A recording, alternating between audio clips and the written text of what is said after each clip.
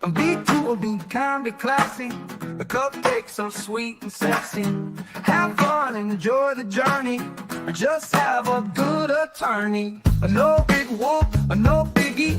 She lives near New York City.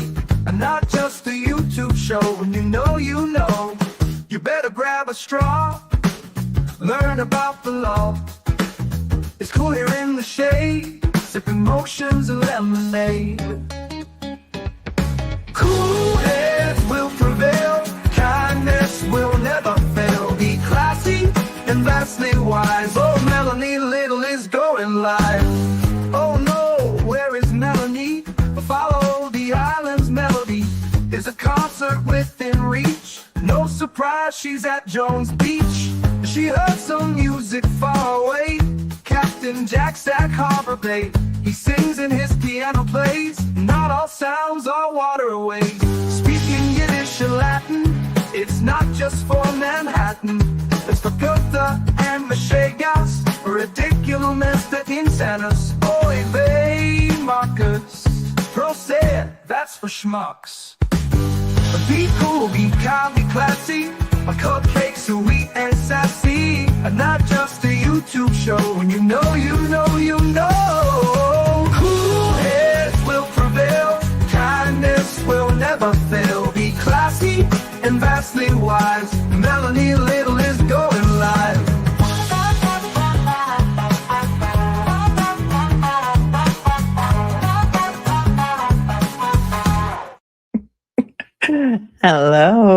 Hello, my cupcake. Today's Monday, January 19th, 2026. And how about those Patriots? I'm hoping that I fix the freezing issue. I don't know. Tell me if I freeze. If I do, I may just quit because I'm out of patience. Make sure you can hear me. Make sure I don't freeze. It's like, maybe I need the new cables to go with this new setup because it's a 4K camera. Do I need a special cable? The cable that I have for it, when I plugged it into the new Mac thing, it said, if that happens, if the camera freezes, then you should try and switch a different cable and put it in regular USB instead.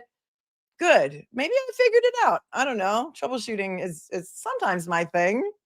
It's time to move on. It's a Tom Petty song is all. It's just a Tom Petty song. Anybody remember the album Wildflowers from 1994? That was such a great album. Tom Petty, Wildflowers is also one of my favorite songs. And sometimes you need a little music. Sometimes you need a little bit of music to, get you on the right path. You might want to pour yourself a cup of tea tonight. Pour yourself a cup of tea because I'm going to give you all the tea. I'm sick and tired of it. I'm sick and tired of being quiet. And if you know me in real life, you know that I am not quiet. Nobody tells me what to say. Nobody tells me what to do. And for the good of the viewership and the channel and, the movement, I have kept my mouth shut for way too long. Oh, way too long. And I'm done. I'm done. Stick a fork in me. I'm done. Okay? Pour yourself a cup of tea. And Uncivil is here. He's like, yeah, Melanie is super quiet in real life. I know. I'm such a wallflower. That's why it's so ironic. Don't you think? A little too ironic. And yeah, I really do think I have kept my mouth shut for way too long. It's been really hard. It's been hard. Listen, okay? I have been covering the Karen Reed case for 2 years now. 2 years. It was January 2024 when I started speaking out about it, although I have been following it. 4K camera is too powerful for YouTube. No, this one says it supports more than 720. I don't know. 2 years. 2 years I've been covering the Karen Reed case. For 2 years. And when I started covering it, Turtle Boy was in jail, right? So people were like, oh, Melanie hated him. She would never let anybody mention her name on his channel. Blah, blah, blah, blah. I didn't know anything about him. I knew that he was in jail. And in order to stay on task, it helped to not have his name mentioned in the chat because there were a lot of people from my channel who did not know anything about the case and did not know anything about Turtle Boy. And so that was my executive decision to keep him out of the conversation in the beginning because, let's face it, He is a little bit more freer with his vocabulary than I am. And there's people who don't like to listen to that kind of language. Whatever. It was my choice to keep him out of the conversation in the beginning so that some people could learn about Karen Read and the case who had never learned about the Karen Read case before. Okay. I didn't have any personal opinion about him because number one, I had never watched any of his shows. Number two, I didn't know him. Number three, he was in jail in January of 2026. Okay. He was in jail specifically for covering the Karen Read case and for trying to get eyes on it and for trying to get the word out. And you could say whatever you want about him, but it is because of him that there were, I don't know how many people on the day that Karen Read was acquitted outside the courthouse. I don't know how many people there were. I don't know if anybody even ever did a count. But you can bet your bottom dollar that without him covering that case, I don't think there would have been that kind of movement. And I hate the word movement because right now the whole thing is reminding me of a bowel movement. Okay. I just wanted to thank some people first because look at this. Out of F's to Give gifted 10 memberships right away before I even came on the air. And that is the perfect username for today. The perfect username for today, Out of F's to Give, because I am out of F's to give too. Thank you for gifting 10 new members. And here comes Oh Sweetie No, and she gifted another 5 members. You're amazing. And James gifted another 5 members. Oh, you guys are so good to me and so sweet. And Gigi says hello. Hello, Gigi. Out of F's to Give. Hello, Gigi. Gigi, is this you? Did you change your name again? I'm out of F's to Give too. I really am. Thank you. Thank you, jamming along, because I'm reading I'm taking the temperature. I'm reading the tea leaves here. I hate community and movement. I do too. Hate it. Hate it, hate it, hate it. Somebody, this is passing by quickly. Yeah, look at this. Jamming along. The drama / rift caused me to unsub from everyone. Agreed. Everyone. I have been covering the Karen Read case because of my ties to the area, and people have been telling me that Norfolk County cops and the surrounding area cops have been corrupt for decades. Going back to the 80s, I've been hearing about it, okay? I have done, and I went back and counted today because I'm like, I don't even know how many shows that I have done on this topic, and there may have been some that didn't even make it into a playlist. Here are my statistics, okay? Started covering this case on my channel January 6th of 2024. This is wild. This may blow your mind. Pre-trial 1, I did 25 videos, 56 hours of reviewing documents, going over all the hearings, watching the hearings with you. And this is all content intensive stuff, right? We read the papers, we watched the hearings, we talked about the law, we talked about the motions. Trial 1, there were 63 videos for a total of 240 hours of content. Post-trial 1, I did 50 videos, 124 hours of content. That was post-trial 1. Pre-trial 2 is another playlist. That was 28 videos and 90 hours of content. Trial 2, where we live streamed trial 2, was 48 videos, 191 hours of content. And once the civil cases have started, there's already 13 videos on that playlist and 33 hours of content. And I did the math. Approximately 734 hours of coverage on the Karen Read case. That's not even including some of the videos I think that I haven't even put on a playlist yet, and all of the fallout. And this is like all of the NPCs and all of the players and all of the, the fallout. Let's call it the fallout of the Karen Read case, right? Guess how many videos I did? Because you're not going to believe this when I added it up. 227 videos. 220, it's 227, 227 videos. Like I thought I was wrong. I added it up 3 times. I'm like, what? It's 227 videos on this case. 227. I don't need a thank you. That's not what this is about. I don't need a thank you, but it's almost like, I think it might be time to just, there are so many people out there, so many people who are being wrongfully persecuted, who need your help, who need our help, who need the coverage. 227, like the 227 search. How long have these videos been? These videos have 734 hours worth of content. No, somebody said, and you didn't get a thank you. It's not about getting a thank you. Go Patriots. There are so many people who need your help. You guys are like staunchly loyal and fiercely passionate about justice. And if you watch, did anybody watch the fundraiser on Friday night? the fundraiser that was supposed to be the premiere show on the Reed channel, the Reed Files, a new YouTube channel. Did anybody watch that fundraiser? It was broadcast on a number of different channels. It was a train wreck. Okay, I'm going to say it was a train wreck. Yes, I listened to Jimmy this morning, which is the reason that I'm doing this show tonight. And I started getting trolled. I had an old Twitter account, so I started getting trolled around January 2020, exactly right when I started covering this case on Twitter, doxing me, thinking I'm like 5 different sock accounts, thinking I'm Haley Walbrecht, thinking I'm John Barron. What? I don't even know who these people are. I don't care. I had an old Twitter account.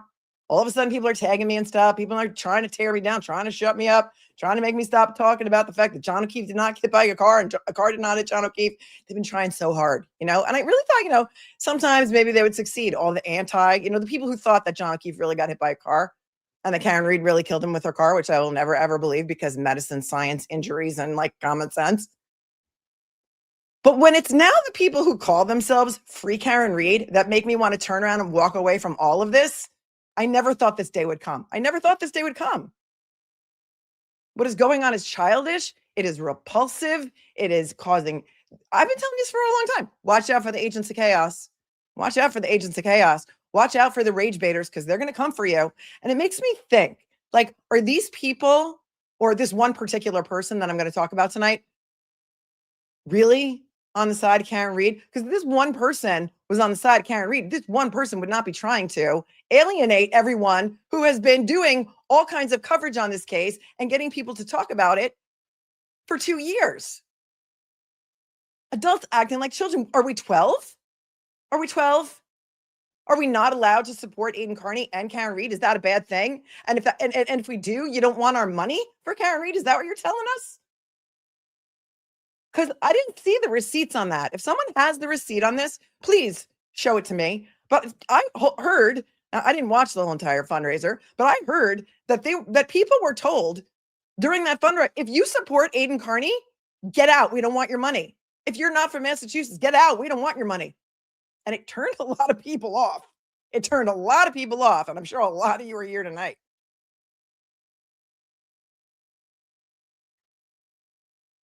And it's wild and it's divisive and it's insane. I never thought I would see this day. Poor Howie Carr. He was probably like, what am I doing here? It's intolerable. It's intolerable and it's gross. And I don't want any part of it. I don't want any part of it.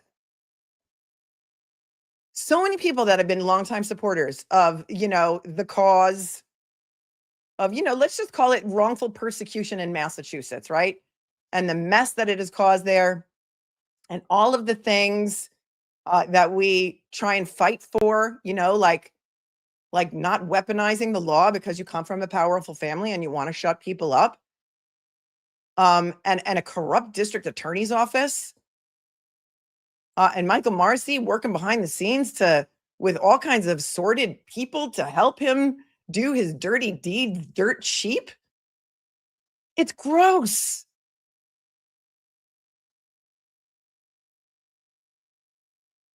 And that fundraiser apparently was so horrific that the Reed Files has completely scrubbed it from their channel. It's gone.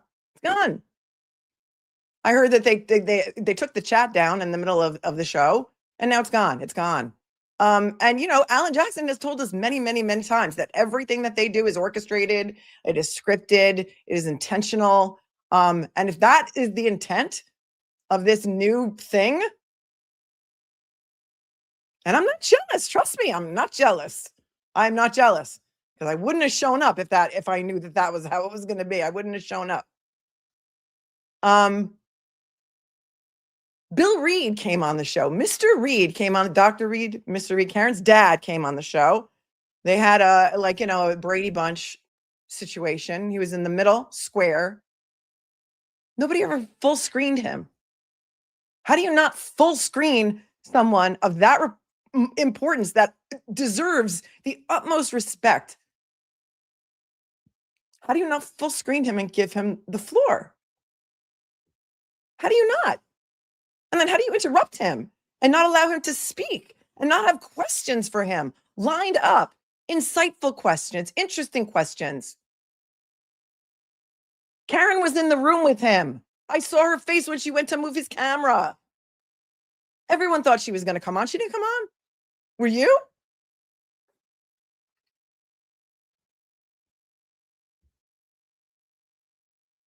It's a disgrace. And then the host of that show going out there and saying Bill Reed says F you. I'm sorry. At what point did that person become the spokesperson for Mr. Reed? Dr. Reed, Bill Reed.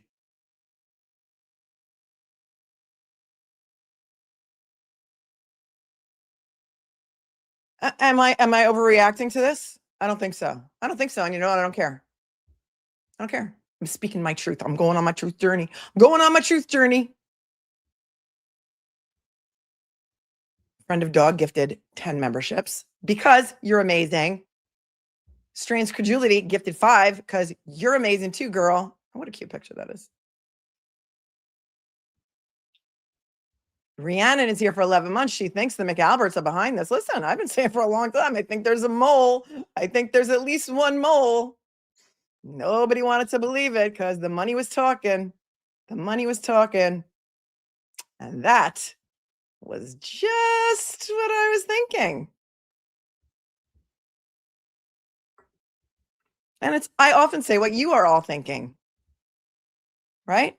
I often say what you are all thinking. You tell me that, and I'm here to speak for you. I'm here to speak for you. Nan Gallagher was invited on that show, everybody. Nan Gallagher. I have kept my mouth shut for a long time. Long effing time. And that woman has been coming for me for a long time. And I don't talk about it. You know why? I rise above. I rise above. I don't talk about it. I don't talk about it. But she's been coming for me for a lot longer than I even knew. Because according to Jimmy this morning, he said that she was trashing me all over the courthouse to anybody who would listen.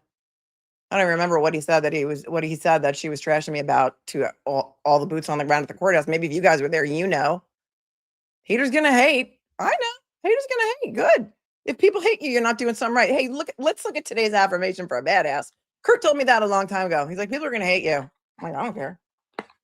I don't care. But what I care about is people who, what's the beef with Nan? We're getting to it. We're getting to it. I got receipts because we like receipts, right? Here's our affirmation for a badass of the day. Here we go. It's well, every day it seems very prophetic, right? And you saw me pull it from the middle of the deck, so this wasn't planned. When life knocks you down, get back up and say, you hit like a bitch. When life knocks you down, get back up and say, you hit like a biatch. Okay. My favorite one is still winners focus on winning, losers focus on winners. Here you go. I don't know who that girl T is on Twitter, but girl, you must have a different name in the chat because I totally would know who you are because you are sticking up for me. Like you're doing the Lord's work out there. And I thank you so much. And I only know because people send it to me. And that girl T, and I'm always going to call it Twitter. I just can't call it X. I just can't. I just can't do it. This is on January posted because apparently there was a lot of people out there who were squawking that I wasn't grateful, to Nan when Nan sent me a $500 super chat. And so that girl T pulled the video. She pulled the video and she said, this is when Melanie got the $500 super chat. This is the first time I ever heard of who Law Furio was. Okay. I didn't even know. I had no idea who she was. I don't, follow the business. I don't watch other people's shows. I have no idea. And this was posted. This was my show from, hold on. Let me look it up.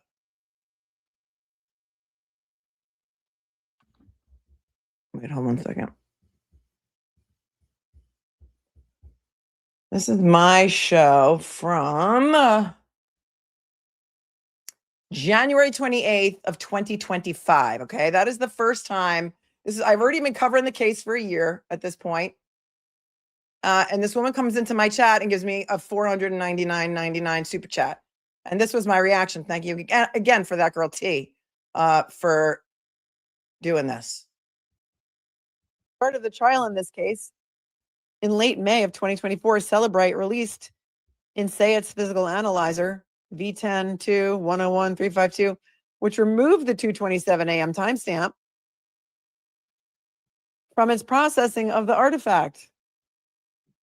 Okay, Lawferio, did you just send me a $500 super chat? What? Keep up the good work. Much respect. Are you sure you didn't type that in wrong?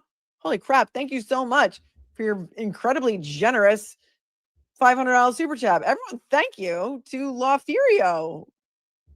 Wow. Thank you. I don't know what to say. I'm speechless. I'm really speechless. Shortly after trial, on part of the trial in this case, I'm sorry, was that not in late May of 2024? Was that not enough? Was that not grateful enough? Hold on. Was I not grateful enough? I didn't know who this person was. Was I supposed to invite this person on my show when this person started going on all the boys' shows? All the boys, you know, throwing them 500, buying them computers, buying them microphones, setting them up. Was I supposed to invite her on my show? Because it never occurred to me. Never occurred to me. I rarely have guests, and when I do, it's because they have something interesting to say. And this is what that girl T tweeted out on January 8th, because she saw what was happening. And I'm going to pull up what was happening on these January 2nd and January 3rd shows on Young Jerks and LTL. She says, I just hope Nan realizes that coming from Melanie Little was her biggest downfall. No one cares about petty insecurities. She may have over Melanie giving her opinion on her own shows, and Melanie thanked her appropriately when she gave her a $500 buy-in super chat. This was the moment it happened back on January 28th, 2025.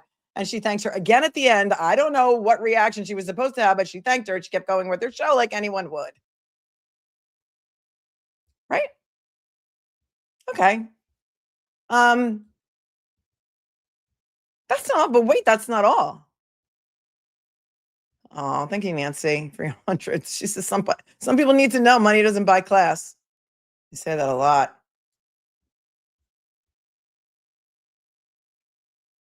I say that a lot. So here's what happened. I'm going to put this up once. I know many of you can't watch the screen. Thank you, Nancy. That is so super sweet and generous of you, and I love you with all of my heart. These screenshots were sent to me, and they are from shows of Young Jerks, I believe was January 2nd, and LTL, which is a couple days later, perhaps. I'm going to read them to you for those of you who are not able to. This is 2026, okay? I'm going to read them for those of you who may be on scaffolding or driving, but if you think it's going to upset you, you might want to, pull over, put on your safety equipment, don't drive down the highway if need be, because people are out there saying, oh, Nan never did anything to Melanie. Oh, well, here you go. The top one, which you can't see, which has Will on the screen because Young Jerks was, I don't know, making fun of Will or something, says, Will called Melanie a rich bitch who bragged about her yacht with all the eyeballs. And that's why we have yacht merch now. The Mirage Yacht Club. It's on the thumbnail. Melanie's Yacht Club with a yacht and a cupcake. Same day, she said something like, nope, the truth will come out about Melanie when I'm good and ready. So F off. But she said the full F word, typed it in there. And then she's a mod on somebody's channel. So the green one must be where she's not a mod on the channel. I don't know if she's a mod on Young Jerks or LTL, not sure. Don't care. And because you have a wrench, it doesn't make you a mod. Like a lot of people, like Aiden threw me a wrench because if you have a wrench, it doesn't mean you have to moderate their chat. It just means that you're not subject to the, if there's a slow mode on or subscribers mode, you're not subject to that stuff. Just like Emily has a wrench in here. Emily C. Yes. Thank you. No, and Jess, I'm going to talk about you too. These comments were at the same time as her donation. No, the first donation to me, the first time I ever knew who she was, that was in January of 2025. These comments were just this past January 2nd and 5th. And she's not just coming for me. It is not my story to tell. The things that she has said about Jess Machado, the things that she has said about Emily C, and the things that she has said about Nurse Kim are revolting, but those are not my stories to tell. My story to tell is what she's saying about me. Okay. She's also going for the boys, but the boys can take care of themselves. This is about going for other women, and I am revolted. It says here, Moface said, why are nice chats about Melanie getting deleted? And then she said, this is petty. You're right, it is. And guess what? I'm going to talk about it because I'm sick and effing tired of it. It is. You're right. But you know what? I have a right to stand up for myself. So if you don't like it, you can go. Bye. Why are nice chats about Melanie getting deleted? And then she says, Moface, I will delete whatever I want. And then after she gifts 40 memberships on whoever's channel this was, maybe LTL, Melanie Little ain't so stand up. Truth will come out. And then the mother of all, she said, they hated Melanie, all caps. Whoops. Would be a shame for that to get out. Who hated me? Who hated me? Who hated me? The Reeds hated me. Alan and Karen hated me. The Glare and Turtle Boy hated. Who are you talking? Who hated me? They hated Melanie. Whoops. Are we 12? Thanks, so sweetie. No, who says it's not petty to defend yourself against lies. Thank you. They hated Melanie. Whoops. It'd be a shame for that to get out. The things that she has said. And this is all just from this year. This is from, what did I say today? Today's the 19th. This is going back a couple of weeks. I've kept my mouth shut long enough. We made yacht merch when this came out. And that must have been January 2nd, I think. She was talking about the Reeds, you think? Is she like their confidant? Is she like tight with Karen? Give me a break. Give me a break. Trashy. It's disgusting.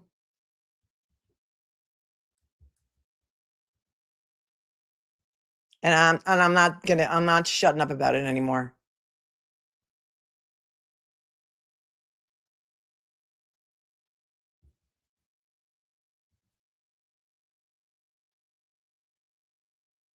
Have you seen what she's saying out there about Jess and Nurse Kim and Emily C? Who comes after Emily C? Was she even going after Emily C? Or was it just the Young Jerks that was going after Emily C?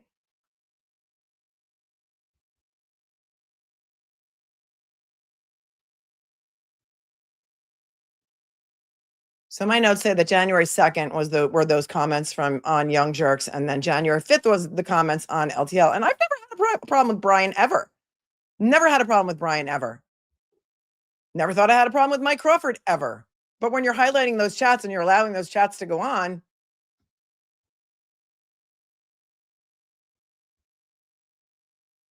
maybe you ought to take a step back.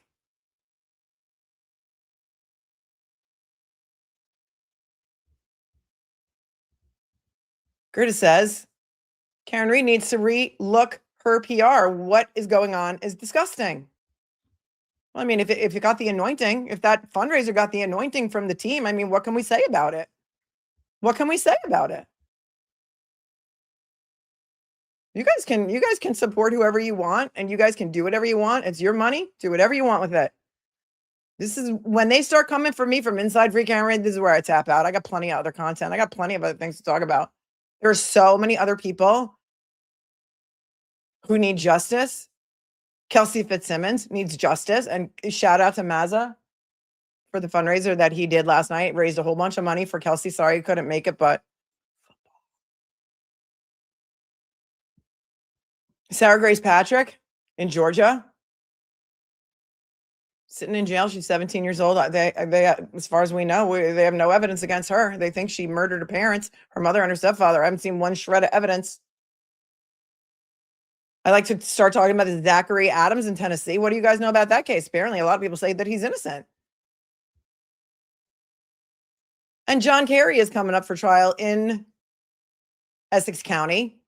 He's being tried for a 1986 murder of a girl named Claire Gravel based on some bullshit DNA. And there was at least one, there were 2 cops involved with Claire Gravel, one of whom she was with the night of her murder. They never looked into him.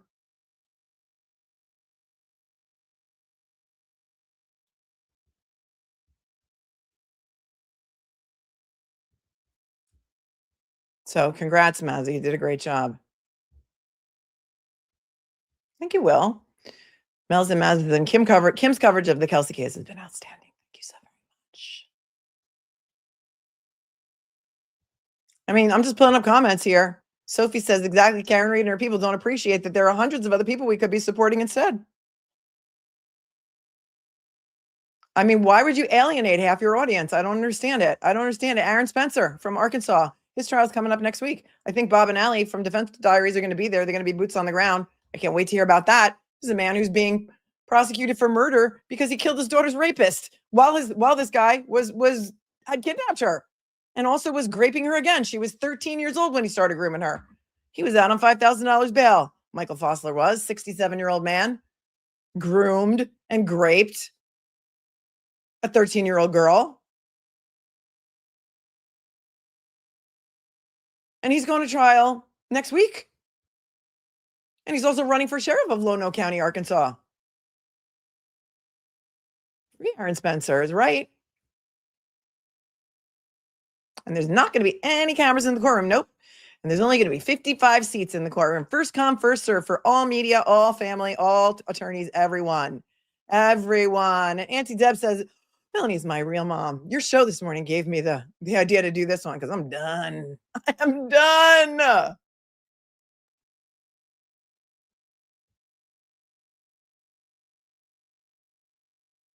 I have no idea. TLI Fairy says, someone please tell me why Nan is going after Melanie. I don't know.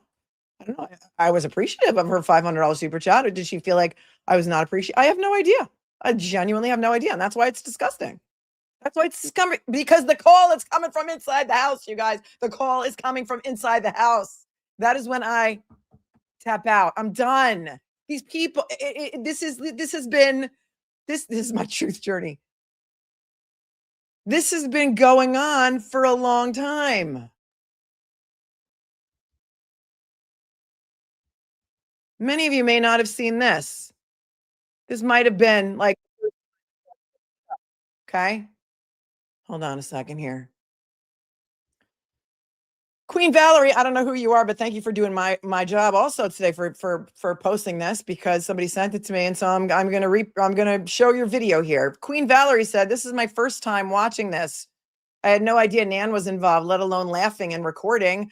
Why weren't all parties charged? Do you seriously believe Aiden should go to jail for this? This is the window intimidation video from outside D&E Pizza. Many of you may not have seen it, and so this is from March 4th of 2025. And so, I mean, we're here. Let's watch it.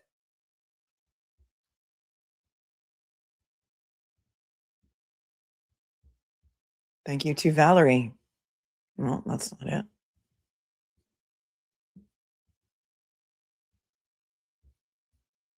This is why Aiden caught some charges on this because Chris Albert uses the, Canton PD like his own personal police force. So to the right of your screen, you see Aiden. He looks like he's got on a baseball cap right here, looking through the window, D&E Pizza. And over here is Will, the glare. And I think that's Lauren Murray. Nan Gallagher with the blonde hair. And I think Meredith was there that night too. Okay, here you go.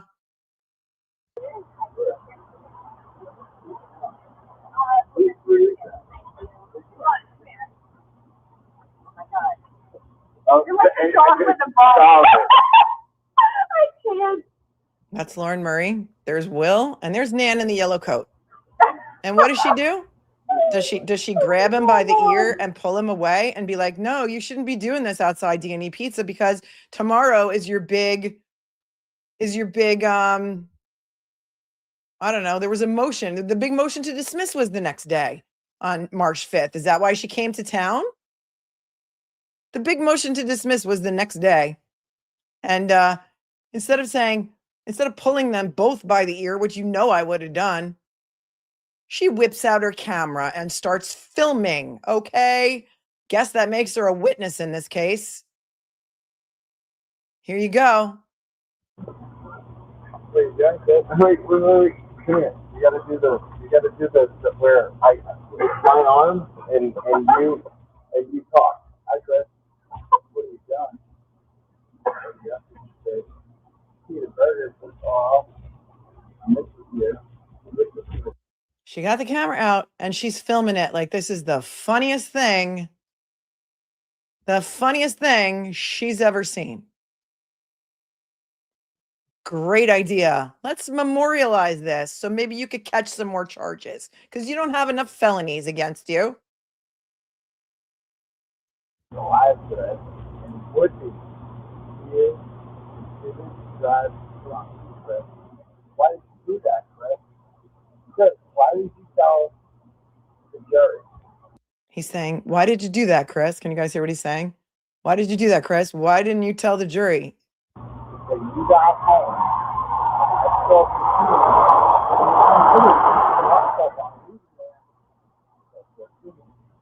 Why did you say that you went upstairs and they waited 15 minutes before taking off and then calling you out?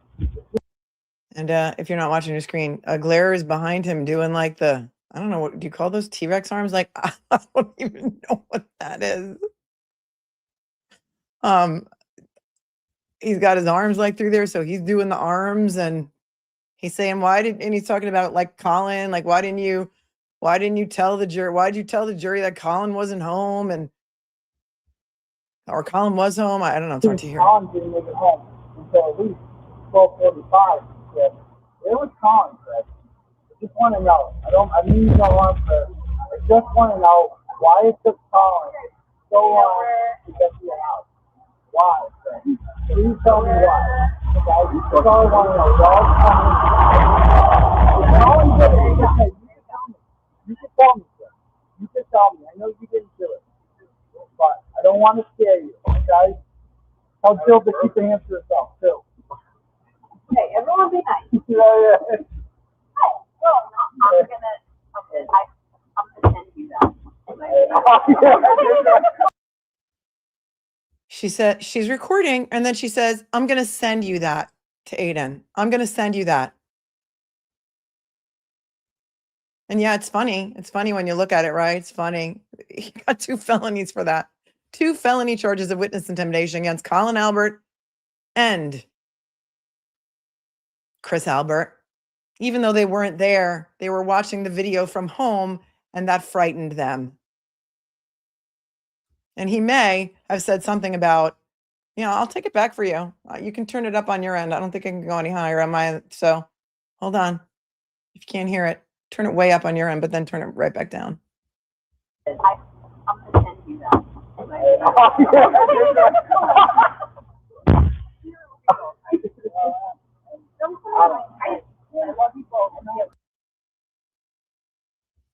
What do you think?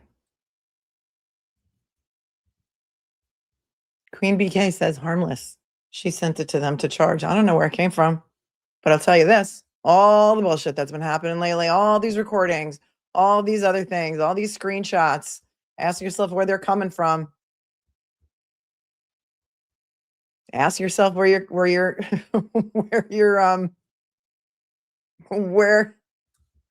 coming from. Aiden didn't release any of that stuff. Yeah, 10 years. 10 years, I think, for each charge. Maybe that's 20. Egging them on.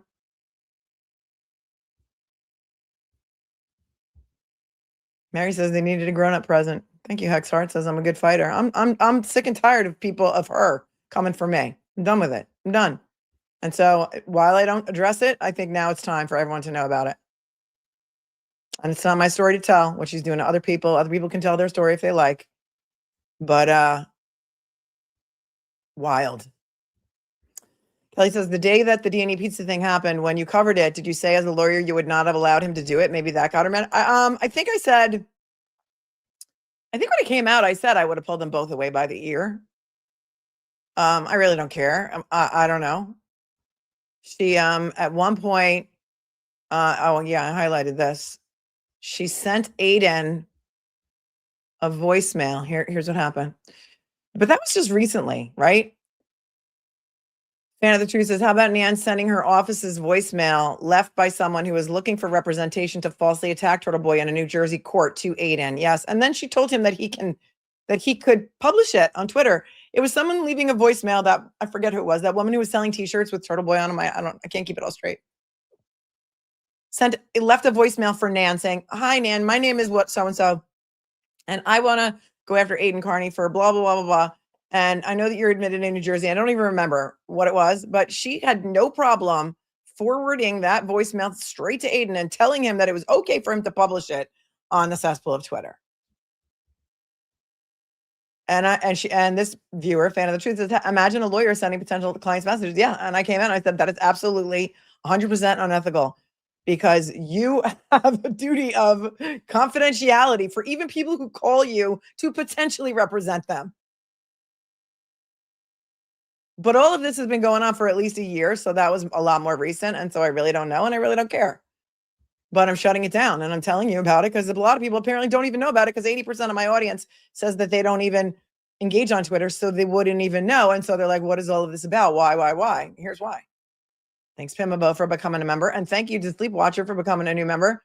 And Warwick, Rhode Island is here and says, let's get the band back together. Thank you very much for being with me for so long. And Bamber says, I watched Trial 2 Verdict live with you and Mr. Better. That was so good, wasn't it?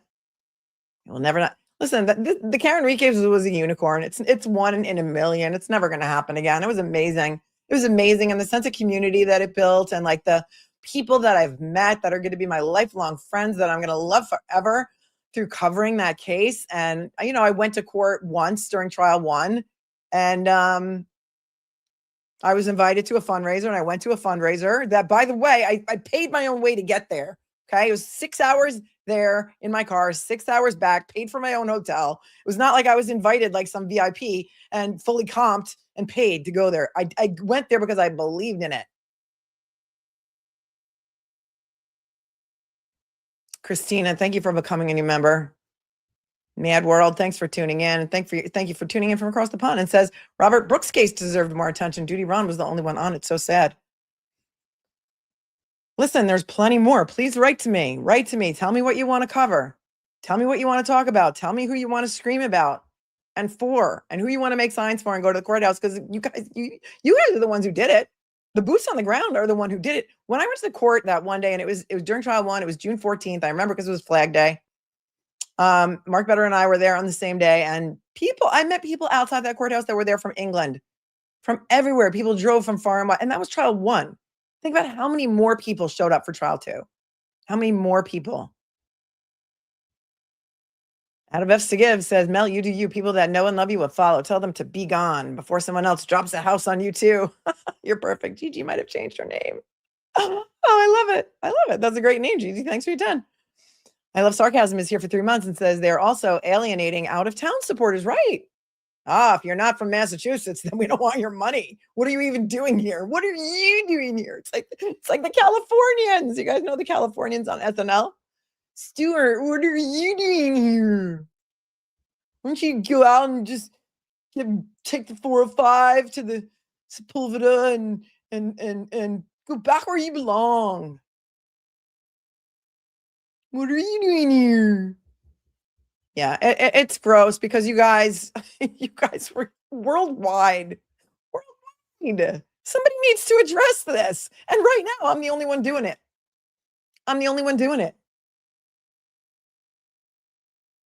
Well, maybe other people are doing it, but I haven't watched it, so I don't know.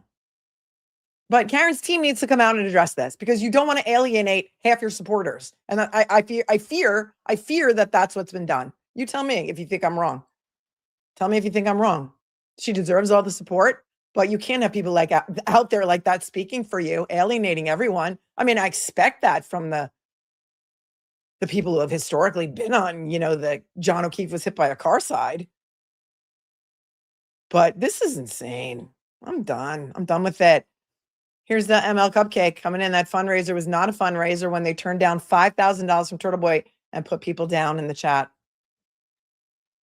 I mean, the part that I watched on the read files, I think it's called the Read Files channel, right? And they shut the chat down at some point.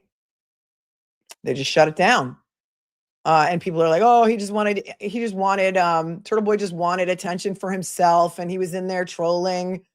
The thing that I saw that he said was, invite me on, I'll donate $1,000 and I'll get it going. He's like an auctioneer. He's like, I'll get people to donate more money. And he probably would have.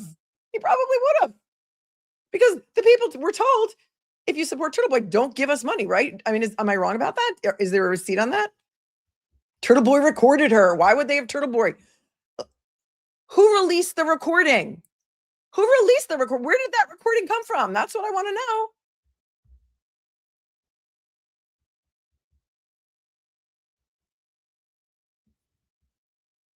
Jersey Girl Vibes, thank you so much for becoming a member. And Aqua E says, Karen needs to weed out the snakes. I mean, I thought she had pretty good intuition for stuff like that. Listen, I've seen a lot going on out there on the streets that I have never mentioned, that I haven't spoken about. And there's one person I'm fiercely loyal to that has been treated like absolute garbage.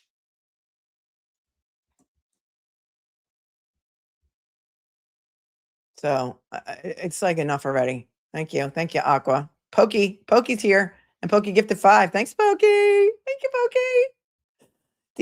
Dina Mama Ken says the truth journeys are good for the soul. Thank you for your 10.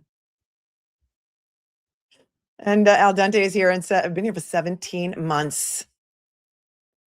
Says, I was heartbroken when Mike dissed you, Bettero, and Mazda. See, I don't even know about that. It's probably good that I don't know about a lot of this stuff, because I don't know. Mike Crawford dissed me too. I wasn't aware. I didn't know that we had beef. Thank you, Al Dente. Biatch is here and says, I've been so disappointed in this drama. It's gross. It is gross. That's why we need to put a stop to it. Or I am. I'm not gonna be involved in it. And I haven't been involved in it. That's the thing. I haven't been involved in it. And they've been coming for me anyway. People from inside the house. And a lot of you feel alienated, and I don't blame you. It makes you feel gross.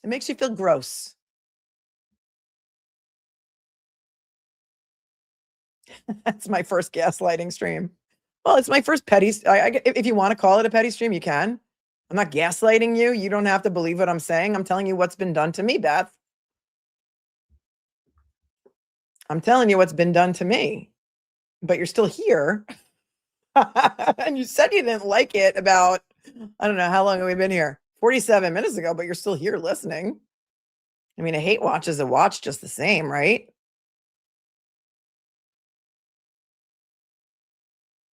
I don't think I'm gaslighting anybody. I think I'm telling you what it is that's been going on.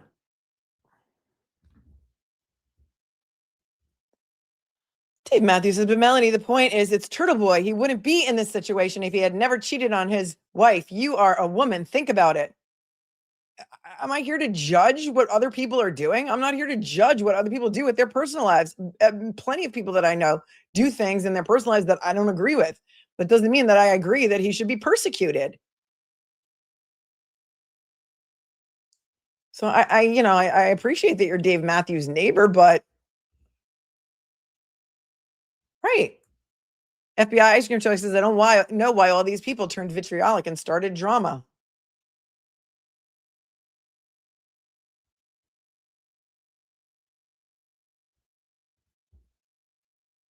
That's what Goldie thinks.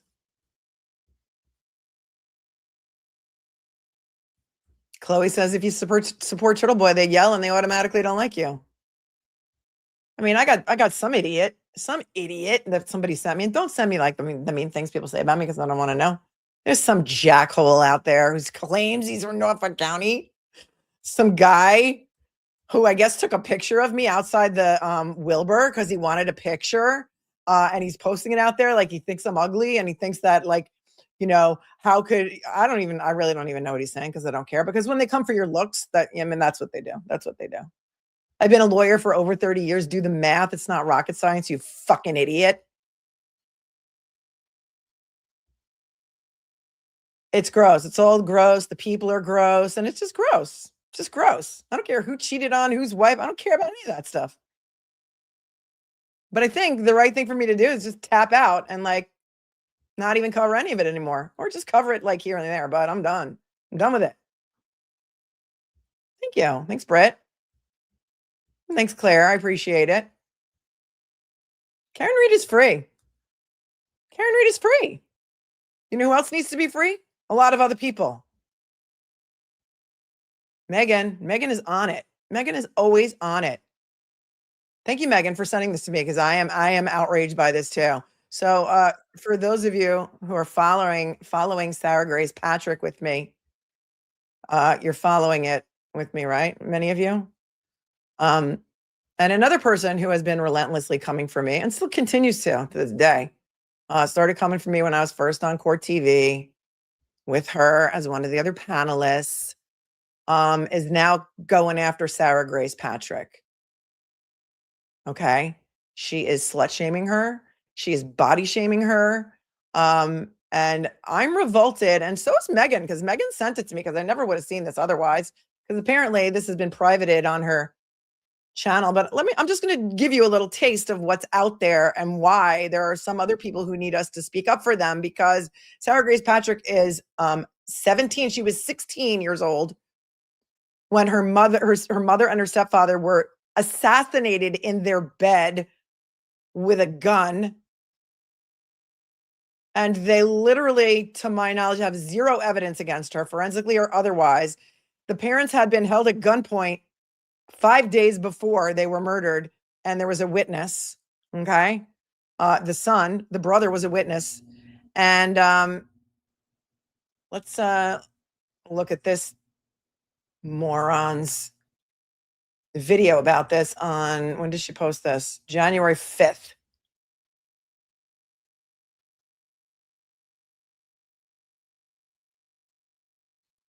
And then Megan went for her in the comments. So just listen, because this is what some people are up against. Okay.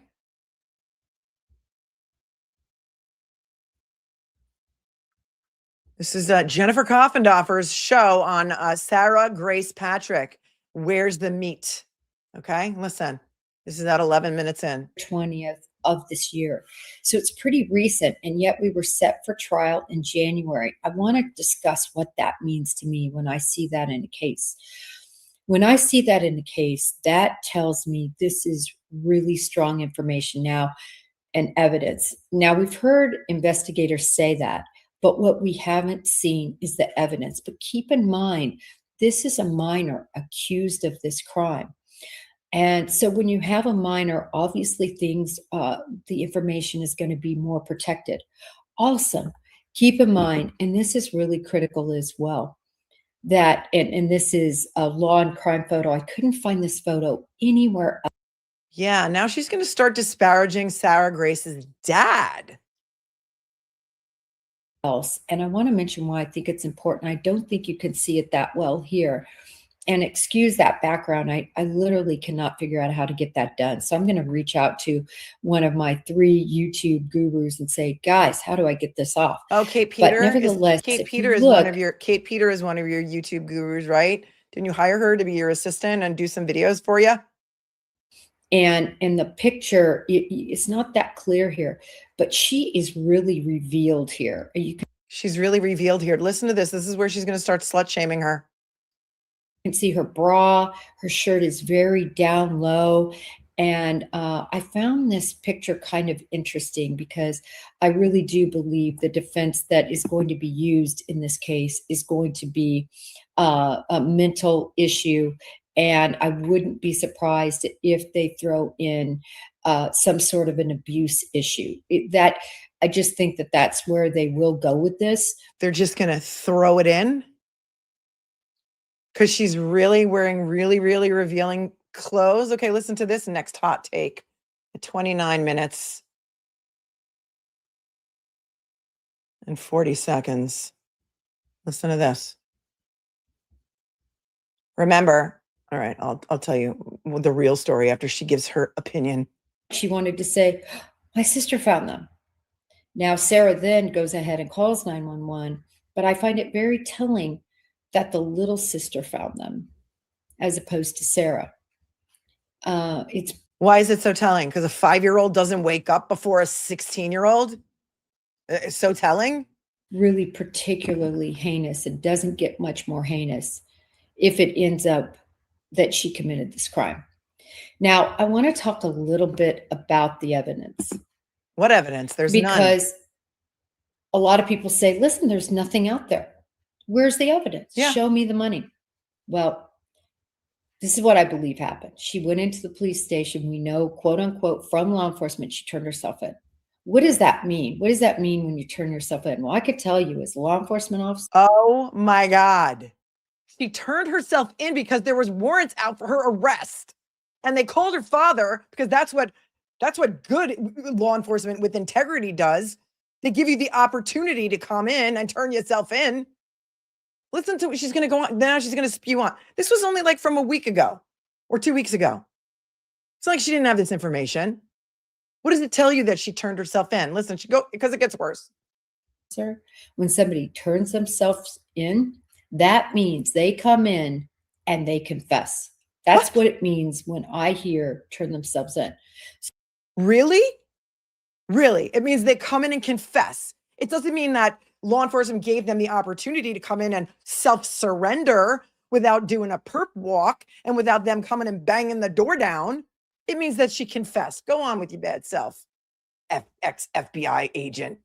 So I believe she walked in there after, again, going to TikTok and kind of easing her chest or easing her mind or putting it out there in the public, Right. At least demonstrating her purported grief and trying to Her purported grief. Yeah. Mm-hmm.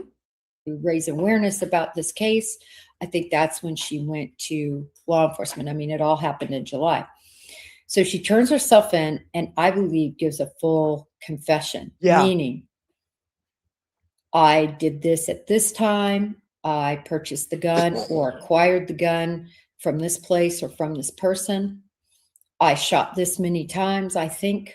How about I shot the sheriff? How about I shot the sheriff? How about that? I mean, it's insane. It's insane. This is what people like Sarah Grace Patrick, a 17-year-old girl who is being held in Georgia without bail, with no forensic evidence that we know of, who, like I said, her parents were held at gunpoint 5 days before their murders. There's forced entry to the backyard. I've done a bunch of shows on it. Please go look. Please go look. There's another upcoming bail hearing for her. I mean, I can't even say that she's probably been irreversibly damaged from the time that she's already been in jail. I'll tell you when her upcoming bail hearing is, but let's just let this play out a little bit, because if you're anything like Megan, you'll go to the comments on this. Here you are, Megan. You're not blocked. Meg, just email me the link to your channel. Oh, hold on. Oh no. No, you're fine on my end. You're totally fine. I don't know why, but I can see you, but you're not hidden. But I can't read the chat because it's going so fast, so maybe I didn't see it. But Megan's the one who sent this to me, so hold on. It's very difficult to count, even if. And this is not Court TV. This is Jennifer Coffendorfer's YouTube channel. As a trained law enforcement officer, you can lose track when you fire your gun. This was the caliber. This was the exact time I did this. And then this is what I did with the gun. And this is, I decided to wait so my sister could find the bodies. Right. She went in and gave a full confession. And again, this is just my belief. My belief is there is a full confession. And then what law enforcement, I believe, did at that time is said, whoa, whoa, whoa. We can't just take full confessions. A lot of people don't know that, but you're never supposed to just take a person at their word, because people falsely confess. People falsely confess. Oh, people falsely confess. You mean like Rick Allen falsely confessed after being in solitary for God knows how long and turning into a madman? But you probably think he's guilty too. She just said people make false confessions. So you think a 17-year-old girl who's brought in by her father just came in to confess to you, but it was false? Okay, Okay, but it gets worse because Megan says at 37.42, she starts weight shaming her. Hold on. Wait, 37 right here. Sorry. And her only hope is for some sort of mental incompetency situation. And we can look at some of this TikTok stuff. I tell you, just compare that picture with this picture. Yeah, And what about she's it? going to continue to get fatter and fatter. And I'll tell you why. She's going to continue to get fatter and fatter. And I will tell you, I'm sorry. What planet are we on? What planet are we on? Do you remember when this woman in her cape, in her red cape, ran up to the breezeway at 34 Fairview after it had been sold by the Alberts and someone else was living there and there were 2 cars in the driveway? She ran up to the breezeway like somebody put the video to like Pink Panther music and it was like dun dun dun I think that's some Pink Panther music. And she ran up there in her red cape and she took some pictures of the lawn and she ran away like the taillight fairy. I got to hear that again because Megan, I got to be honest, I didn't listen. I asked you for the timestamps and you did the Lord's work and gave them to me because I could not suffer through this whole thing.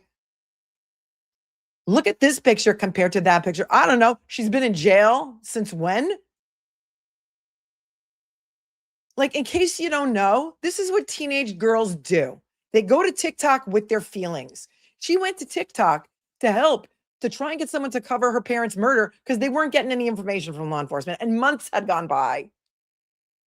They were murdered in February. I think it was June that she went to TikTok at her family's request to try and get someone to cover it because they weren't getting anywhere. Listen to this again.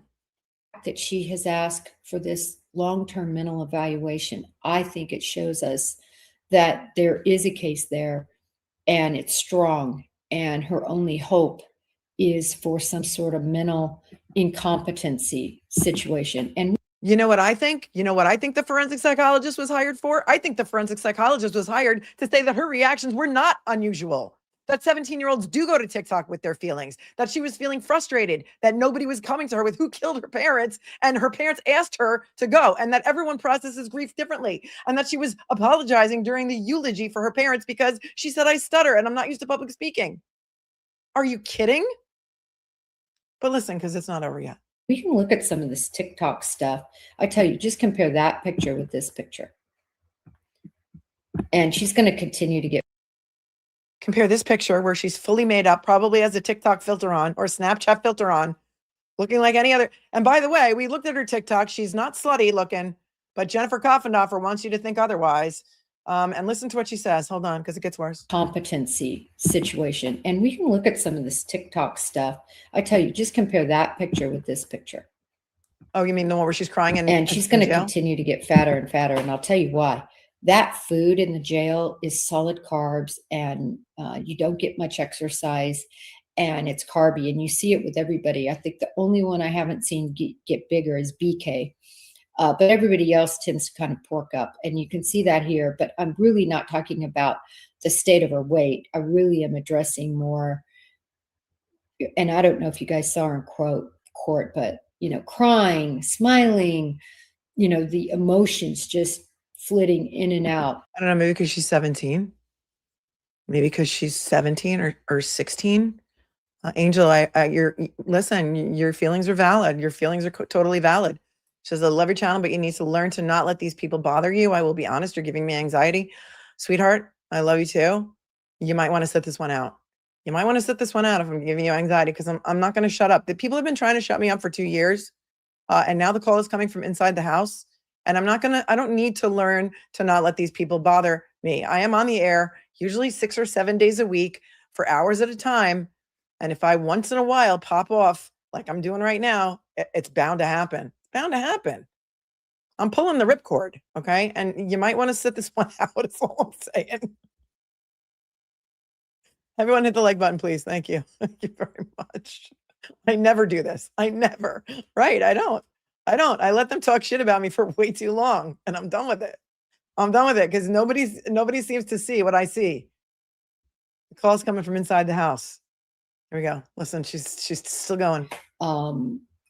we want to picture this beautiful woman, young woman, as being incapable of shooting the heads of her parents.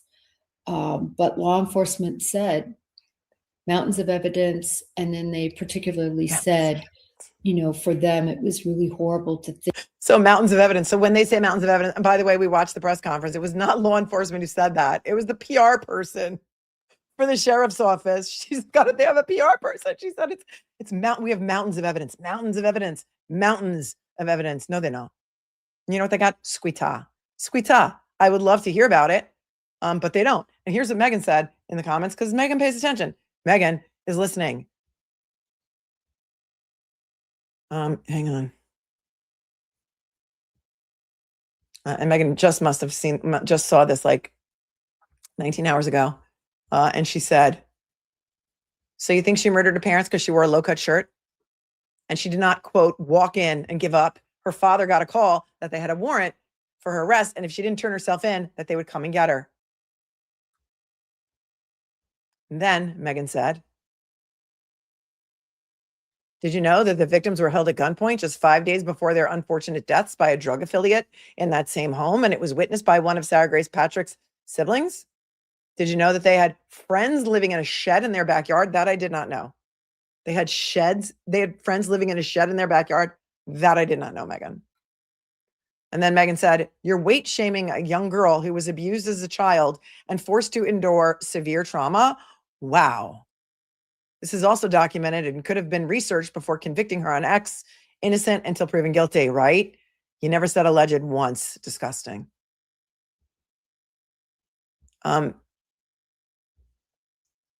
This is what other people out there are up against.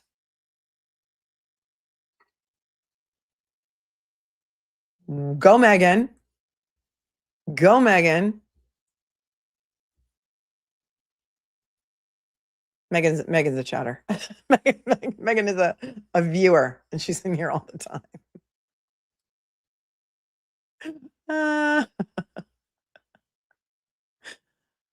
Paranoha, thank you so much for your 5. Says Melanie, you have something Nan Spaniel, Cocker Spaniel will never have. Class. Well, thank you very much. I appreciate you so. Out of F's to Give says Annabelle will have her Nan day. You are a winner. She's a loser and only depends on money to buy friends. Challenge accepted. I don't know who Annabelle is. You mean Annabelle the creepy doll? Gigi, write to me and tell me what you mean by Annabelle, because I don't know what that means. Thank you so much for your time. Auntie Unstable. Is that what it says? Auntie Nani Stable says, you are the real deal, Melanie. Thanks for remaining steadfast and above the fray. Thank you for your 5. I appreciate you so much. It's just Lisa became a member. Welcome. Nancy, again, thank you for your 100. She says some people don't need to know money doesn't buy glass. That was earlier. SJS Spooky became a member. Welcome. Strong Leg 1971 says, serving the tea that's stronger than coffee. Be Melanie, this nonsense needs to stop. It needs to stop. I almost was going to do a pre-recorded video and put it out like, this is the first time in all my years as a YouTuber that I have ever had to release a statement like this. It is going to be the first of its kind, and do like a take on the Michael Marcy hostage video.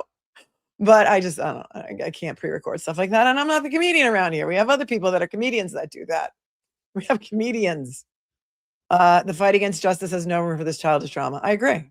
I agree. I agree. Thank you for 20. Bay Harbor Beauty's here. She says, I highly doubt the Reeds hate Melanie. Well, I don't know. That's what Nan says. So should we believe it? So I put in the chat of I guess it was the Turtle Boy show on Saturday night. And he's talking about we should do a fundraiser. He wants to do a fundraiser for Karen, and he would have this person, that person, this person. Do you think I should do a fundraiser? And I said, Nan says they hate us. They don't want our help. That's what Nan says. And so I don't know who she's talking about. She might want to clarify herself, because when she was coming for me saying that I was, insinuating that I was this John Barron account on Twitter, because that girl T also has receipts on that. She was insinuating it a lot. And then people said it was me, and she wouldn't stop. She wouldn't disabuse the notion, let's just say. So it's been going on for a long time. Thanks, Meg. Is the Yacht Club merch available now? No, but I will do that this week while I'm on vacation with my boyfriend Dave Matthews. Yeah, that we made merch about that too. So I should put up a couple of options and let you guys pick what you want, or I'll just pick two myself and put them up. You guys want it? You guys want the Yacht Club merch? Because if I'm gonna brag about a yacht, we might as well have fake Yacht Club merch, right? Because Nan said so. Thanks, Meg, for being here for 4 months. Karis says, been here a lot longer than 10 months, but I love you so much, Mel. Thank you. Thank you. It's not easy. It's not easy doing this. People are like, she deserves it. She's on YouTube. She deserves this. She deserves whatever we say about her. She asked for it because she goes on YouTube. Yeah, that's not really like the way it works. Not really. I want to know. Okay, Veruca. All right, Veruca Salt. Just for you. Because you go on YouTube, you deserve to have people trash you, troll you, talk about you, make fun of you. Like, it's stupid. It's stupid. But if that's what this community is all about, I don't need it. I don't need it. Nicole says, it kind of reminds me of the affirmation of a badass winner card. Just remember, you're the winner here, Miss Melanie. We love you so much. Oh, thank you so much. Yes. Winners focus on winning. Losers focus on winners. Just a little card from the deck. Just a little card from the deck. Not a house defendant. You see her and says, yeah, Aaron Spencer. Aaron Spencer. Starting on Monday, they lost evidence. They lost the SD card of Michael Fossler's dash cam, which would have shown exculpatory evidence about what happened when he got out of the car and Aaron Spencer pumped him full of lead because he was kidnapping and raping his daughter. And this case is being tried by the same judge, Judge Barbara Elmore in Lonoke County, Arkansas. Same judge that let Michael Fossler, the child rapist who was 67 and charged with 43 felonies for the crimes against Aaron Spencer's daughter. Barbara Elmore let him out on $5,000 bail so that he could go back and abuse her some more. And then, he kind of the oldest defense in the book is he needed killing. Okay. If we're going to rip tonight, let's rip. He needed killing. He was in the commission of a felony when he was kidnapping Aaron Spencer's daughter again, had raped her that evening. And he got what he got what he asked for. He got what he needed. Because, we learned also there was another victim of Michael Fossler's that came forward who he had raped in the 80s when he was the chief of police in Hamlet, Indiana. But then I don't know what happened there, but something caused him to move to Arkansas. That girl who was babysitter for Fossler at the time said that whatever he did, he was doing in front of his wife too, because she was in the room when he abused her. And then when Michael Fossler was pumped full of lead and died, and it was in the paper, and this girl who's now in her 50s and lives in Arkansas read about it, she said she was horrified to learn that Michael Fossler lived within walking distance of her current residence in Arkansas. Yeah, do you think he followed her there? Also, crazy story, but when it happened to this girl back in the 80s, and her mother was freaking out because she's like, we can't go to the police because he is the police. Her mother decided to report her as a runaway and sent her to Arkansas to live with her father to escape the horrors of that man. Judge isn't going to let in any evidence about anything that Michael Fossler might have done outside of Lonoke County, though. So, the cards are stacked. The cards are stacked against Aaron Spencer, but I know I got boots on the ground. That some of you guys are boots on the ground, right? In Arkansas. And I hope you'll be there. Because the judge said we're only going to have 55 people in, but that doesn't prevent any cameras from setting up across the street in the parking lot of whatever street and whatever street, because we did that, right? We looked at that. Proctorial misconduct, thanks for your 20, says. I love time on your yacht. Love the heated, petty information. Love the heated, petty, informative glare. My class and bangers with Timothy.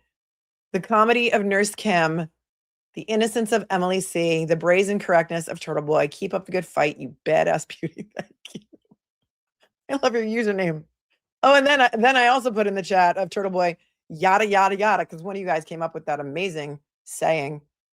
Oh, Kelly Chloe Bitsu, you must have quit. It gets credit for the thumbnail design, the Yacht Club merch on that we will put out there. And we also have other ones. Yada, Yachta. And I repeated it 3 times. Yada, yada, yada. Because if you know, you know. And Seinfeld references are always welcome and it fits. Thank you, Proctorial Misconduct. Love you with all my heart. And Melody Mason says, well-deserved truth journey. Thank you. Thanks for your 5. I appreciate you. Nicole Ray says, green is not a good color for Nan. Thank you for your 5. Strong Leg says, I feel bad for Aussie. She worked hard on the Karen Reed evidence. She was an early victim of drama. I don't know. I haven't paid attention really to anybody else's drama, so I don't know what happened with her. I really don't. But I have no problem with Aussie. I, like her. Thanks for your time. Casey Chrissy says, so many other cases need our attention. I know. So many of them do. Tell me about all of them. Tell me about them all. West Virginia says, are we sure that the Reed camp is saying bad things about you? I can't imagine after all the attention you brought to this case. Remember the source? Well, I don't know. I mean, Nan says they all hated me. I'm not sure who they is, they in quotes. And so I don't know. I really have no idea. I don't think I should have to wonder, because I don't think that a person like that, who's now like anointed to be on the spokesperson team with the people who did the fundraiser, I mean, this is what these people are saying. I don't know. And so I don't know if it has anything to do with the Reeds personally. I mean, I don't think it does. But again, this is a woman who Nan told Will that Court TV gave her $1 million as a good faith bonus for her to come and join the channel. You can ask him. So that's what he said. Krista says, you brought them Garrett Wing. Yeah, I did that show because I was pissed off at Jennifer Coffenhofer, actually. Because she tried to make me look like a jerk on Court TV. And that was the first time I was on Court TV for this case. And she's, everyone thinks they're a medical examiner or a doctor when they look at that arm and they think that they know. But it's obviously, it's obviously not an animal attack. And I was like, I think I'm going to find somebody who knows about dog bites to come on my show. Thank you, West Virginia, for your 10. Nancy says, you just can't fix stupid. Truth. Can't fix stupid and you can't buy class. That's pretty much what it is. BLT Media. YTC says, I'm going to have to watch in the beginning, but I'm so glad to see you're finally done with this nonsense. Preach, Melanie. Thank you. Thanks for your 5. I appreciate you. And Paulie became a new member. Welcome, Paulie. Our membership is like, I used to be 80% women and 20% men, just because historically women are more interested in true crime. But I think we're getting up to like 25% men. So welcome, Paulie. And they assume you know nothing. 66, thanks for your 10, says the attention-seeking behavior is unreal. It's unreal. And the Glare says the Reeds need support and the idiots exploited that because nobody was watching them anymore. And Denise thinks this was long overdue and says, I'm so happy to hear your outrage. I just couldn't keep it. I just couldn't keep it to myself anymore. I just couldn't. Sometimes you just explode. It's like a powder keg, you just explode. And if some people like quit, don't quit me. But if you want to quit me because you don't like drama, that's fine. Out of the 700, how many shows did I do? 227 videos on the Karen Reed case. This is the first time you're ever going to hear me speak negatively about anything inside the movement, okay? It's the 228th video, which is so wild, isn't it? 227. So crazy. Karen D. Pasquale says, I wear my Cancun hoodie 24/7. Need at least 2 more. They're soft, right? Aren't they soft?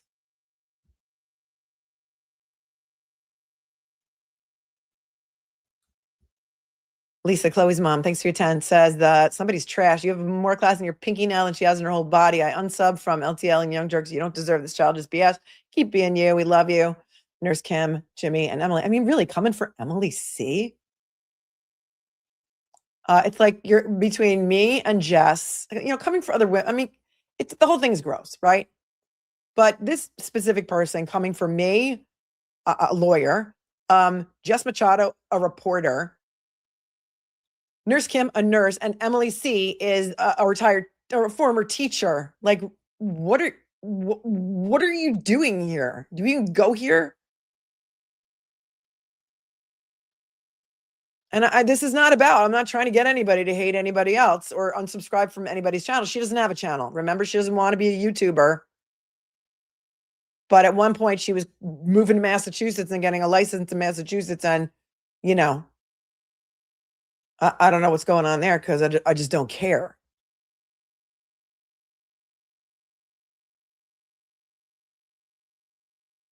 Thanks, Jessica. She says, Melanie, speak your truth. Thanks for being here for 10 months, right? How many times in 10 months have I done this?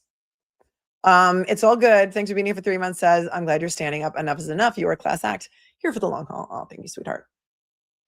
Your support means everything to me, you guys. Mima from Massachusetts, 7 months. Says, Melanie, I pulled my son by his ear, keeping you. Thanks for all you do. Thank you. Thank you, Anna Banana, for becoming a member. Karina Pinky's been here for 19 months. Has been with you from the start. You're the best. You are. You are. Libra in Seattle, a 9-monther. It's our 9-month journey together. Good afternoon. Just want to say, have a great day. Oh, thank you. If I'm giving you anxiety, you guys might want to, hit end and come back for something else.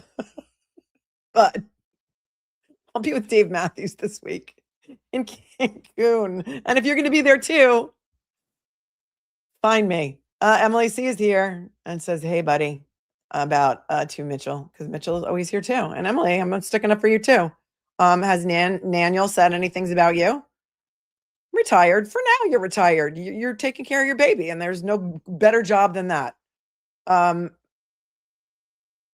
Coming from a woman, by the way, who says that she lost like 100 pounds, right? Didn't Nan say she lost like 100 pounds? To go out there and like start talking about other people's weight, that's a special kind of effed up. That's a special kind of effed up.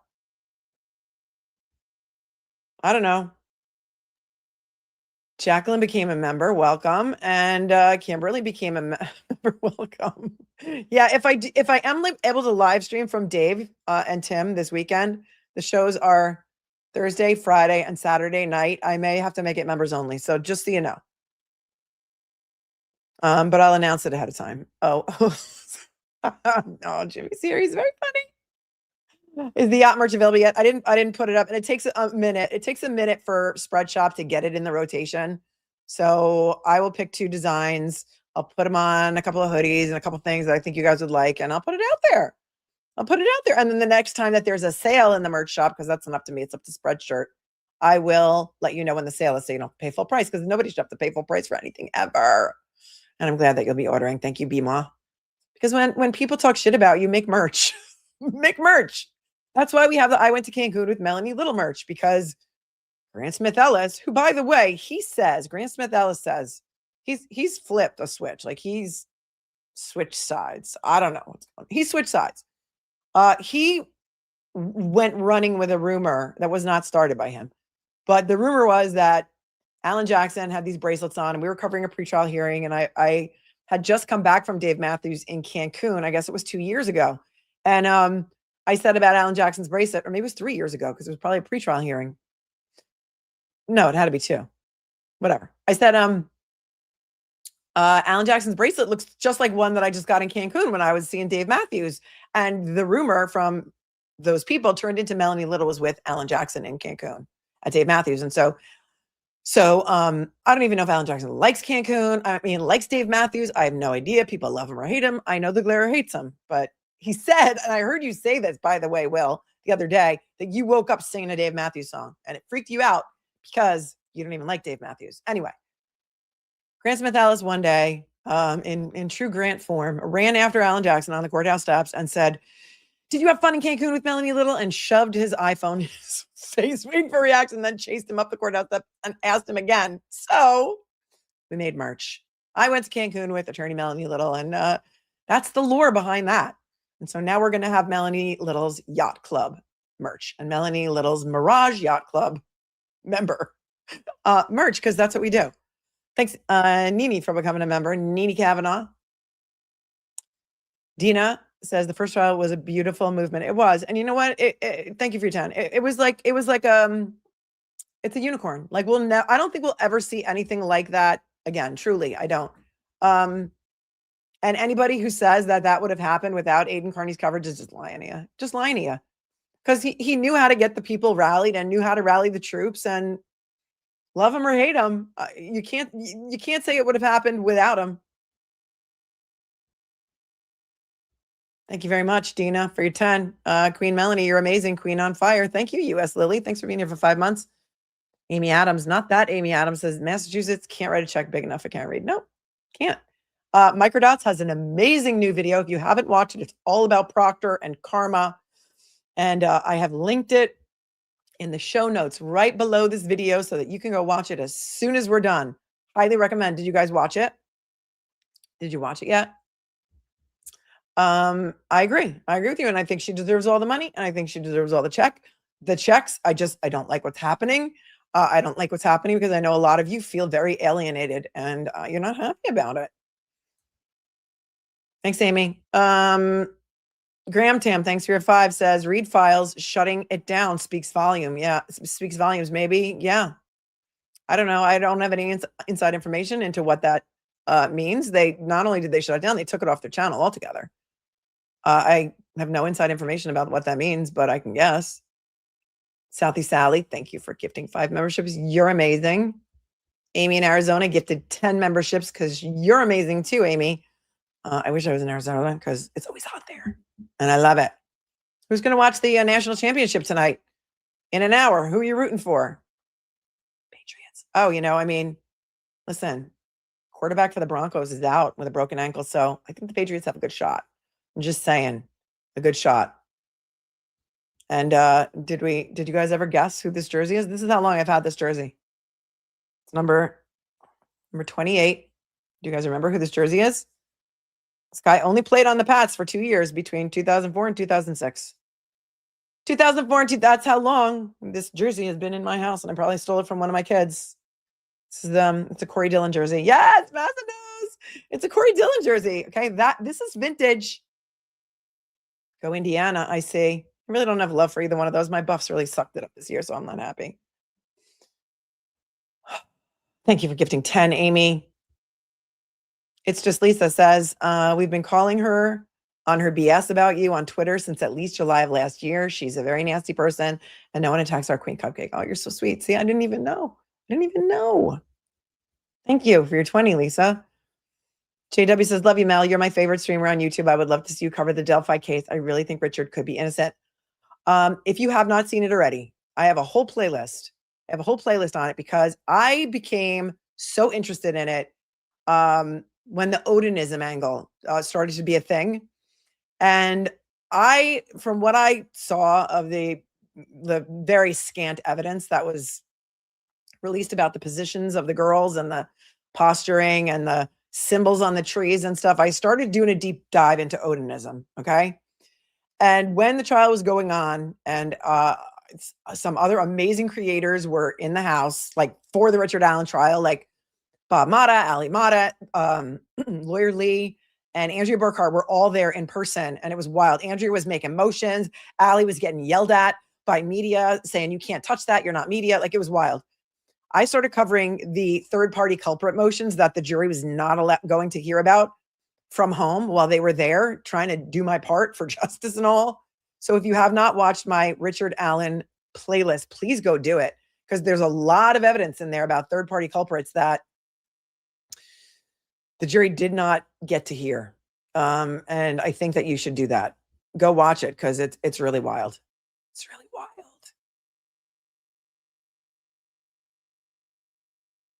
Oh, Scott, that wasn't a mean comment. I'm gonna allow that back because that was fine. What Thunderhorse said. Oh wait, no, that's not. I don't know who that person is. Thunderhorse said, and I'm going to put it here. I don't know. Somebody said that Mike Crawford said he made me. Is that really even true? But Thunderhorse said, Mike Crawford didn't make Melanie. She made herself after Duty Ron talked her into just doing it. I know. I love Duty Ron. And he did.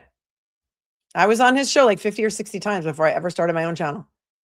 Thank you so very much, JW. And please go back and watch those videos on the third-party culprit stuff, because There's a lot of people that were not really considered. Kazi's thesaurus is here and says, I love you, Melanie. Keep being you. Thank you. 3 or 5. Jada Michelle says the sad truth is Karen Reed is okay with this. She's very savvy. I mean, people are saying she has no idea what's going on, but I don't know. I mean, how could she not? Nobody knows more about her case than she knows. And so if she is watching, Karen, please come out and say something, because it's fracturing everything that you work so hard for, that everyone here, there's 5,200, 5,300 people watching right now. 5,300 people watching here. Many of them probably are hate watchers, and I'm not talking to them. But people feel very disappointed. They feel very disappointed. And they feel like you guys say how you feel in the chat. Say how you feel. Okay. I'm not going to speak for you. I'm going to speak for me. When you have people out there that say that they are your mouthpieces and they're trashing people like me and other people that have done, brought a lot of attention to this case. And I don't need to thank you. I don't need any of that. But when you allow them to start trashing the other people, it's just not a good look. It's just not a good look. This is not.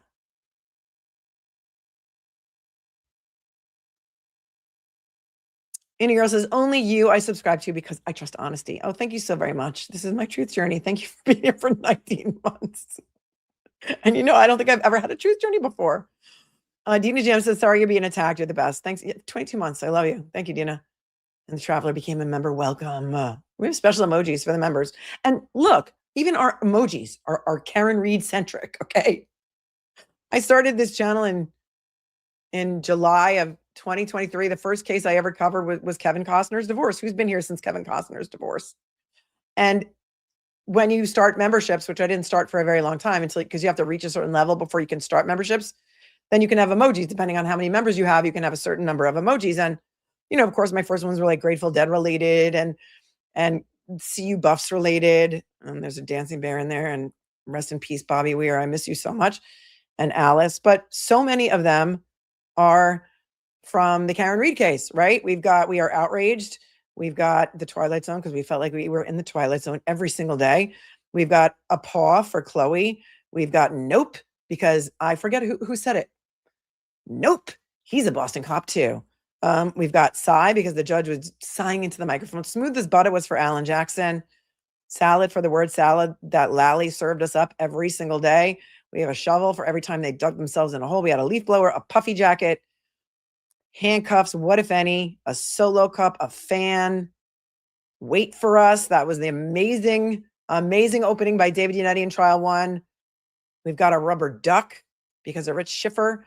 We've got How Dare You because of that really cool Karen Reed song that Derek Carney wrote and videoed with AI. That was so cool with everyone singing. That's so good, Derek. We got Chloe. And we've got the Boss Baby, which we reused. Actually, we repurposed the Boss Baby from the Boss Baby trial for Hank Brennan because he also needed a binky, and then we made a binky. And then, of course, we've got Dave Matthews, Fire Dancer, because Dave is love. I don't remember where I was going with that. Oh, just because members get special emojis, and so that's awesome. And thank you. We got your back. For your 10, for just saying we got your back. I love you. And Lisa, thank you for your 20.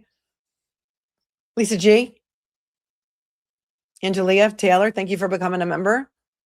Jenny, thanks for becoming a member. I'm from Massachusetts and grossed out by TYJ and YTL. Free Turtle Boy. Thank you. I mean, do you think it's possible to, do you think it's possible to support both of them? Don't we all want justice for John O'Keefe? Don't we want the real murderer or murderers of John O'Keefe to see justice? That's what it's going to take. I mean, the fact that Aiden Turtle Boy Carney is facing up to 100 years. I don't know how many it is now. I think some charges were dropped, maybe between 90 and 100 on the books, because that's what it says on the books. And people are like, he's never going to get that. Have you met Norfolk County DA Michael Morrissey? Have you met him?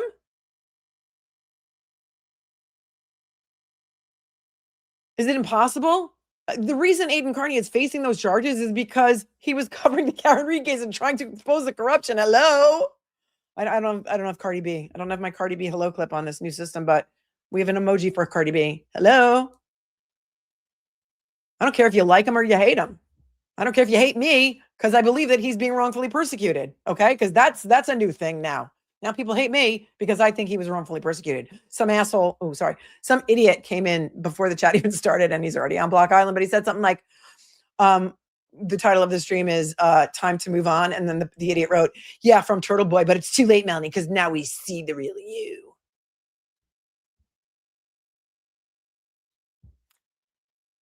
Karen DePasquale, thank you for your 5 says, I'm so glad that you're speaking up. Proud to be a cupcake. Thank you so much. And once it's out of my system today, that'll be it. I don't have to talk about it ad nauseum every single day, but I think I'm entitled to my truth attorney. Thanks, Joanne says, please continue covering the retrial. Well, it's a civil trial now, right? So I'll cover it as it comes up, but I mean, just because I have 227 videos on it doesn't mean it's my only content. And doesn't mean it's going to be my only content because we have so many other people who need our help and your help. And that's not what I'm saying here. What I'm saying is I'm not going to continue to support people who are continuing to support the people who are out there trashing me, whoever that may be. Thanks, Jersey girl. Oh, no, Jersey to Georgia for being here for 8 months. And yeah, Sarah Grace Patrick needs our help just to, and nobody's louder than you guys. Nobody's louder than you guys. Thank you, Jersey to Georgia. Not House Amendment says Turtle Boy's not my cup of tea, but I will unalive on the First Amendment Hill. Right. The law has to be applied the same to everyone. Okay. And if somebody else was outside that window of that video that we watched earlier, outside Dini Pizza doing T-Rex arms, do you think that they'd be facing 2 felony counts for that? Because that night alone he's looking at up to 20 years. Okay. That's witness intimidation. Nobody else was charged. But of course, Nan, Gallagher, and Will are likely going to be witnesses for those charges.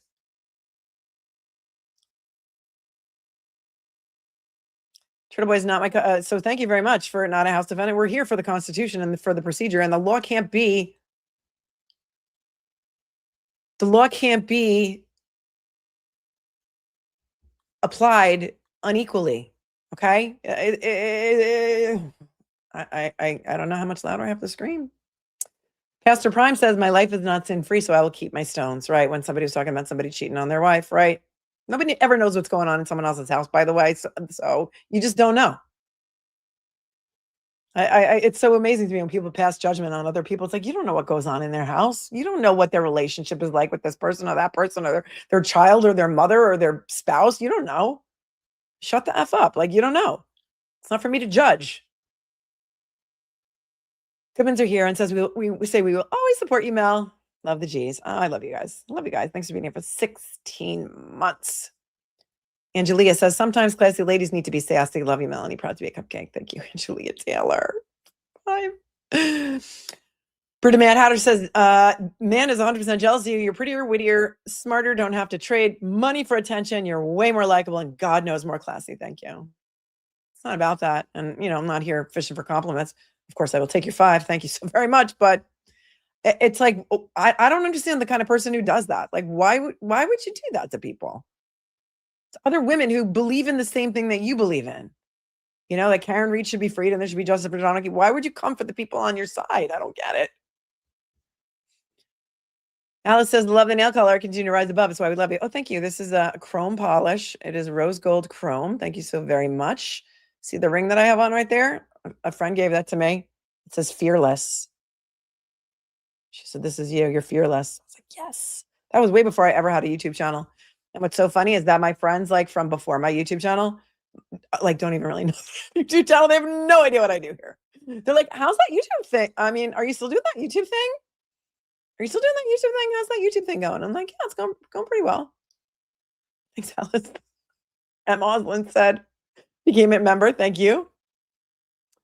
Warwick, Rhode Island says, please still cover Aiden's trial. You're the only one that does. And by the band back together, I met Karen and Aiden, united front. Hashtag free turtle boy. That is not up to me. It's not up to me. I don't know what the beef is. I don't know what's going on behind the scenes. I have no idea. But what we do know, because we reviewed the Rotten Mango podcast, and we heard Karen tell Stephanie Sue that there is no book deal for her. There is no movie deal. Maybe she'll write a book with Alan as a co-author. But apparently she got screwed on that documentary, and she gave the people 24/7 access to her. She gave them 24/7 access to her, and she got screwed in the end. And it's a shame. Thank you. 3-5. Music to My Soul says, I worry that not covering the civil case reduces the public pressure to find out what happened to JOK, but I also understand why you want to move on. Well, it's not going to be as frequent because things are going to move so slowly in civil court. Things are going to move so slowly in civil court that it's not going to be as frequent. I'm just here to say that time to move on, time to get going. It's a Tom Petty song.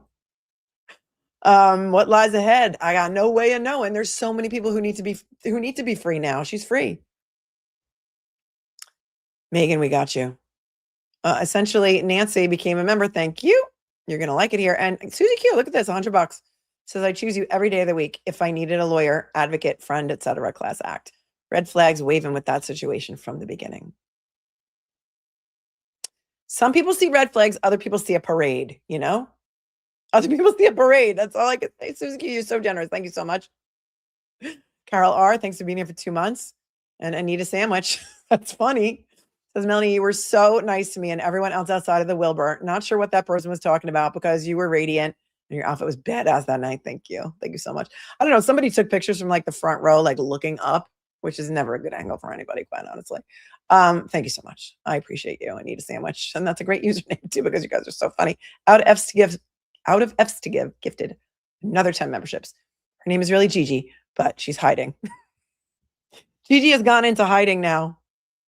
I love you, Gigi. Iris is here. I became a member. Welcome. Cherry says, where are the adults in the room to stop the madness? It's ridiculous and has turned off so many people. Sad. I know. Listen, I'm the oldest YouTuber out here, okay? I'm older than everyone. I'm like Methuselah. They call me old all the time. I've been an attorney for over 30 years. Do the math. I'm the oldest one out here. And by being the oldest one out here, I think it also means that I have the oldest demographic in viewership.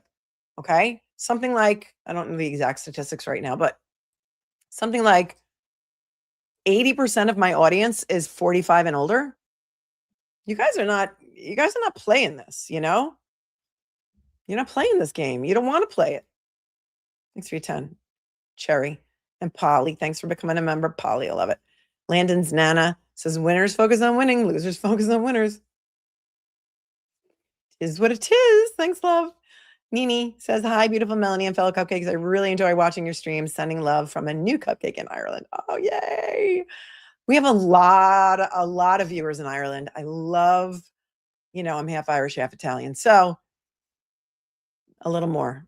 I love my Irish viewers, a lot of Scottish viewers, a lot of European viewers. You guys are worldwide. You're everywhere. It's wild. YouTube is owned by Google, and it gives you more analytics than you can even know what to do with. And it breaks down like every single country that watches you and how many people watch you from different countries and how many views you're getting from Fiji. I mean, it's insane.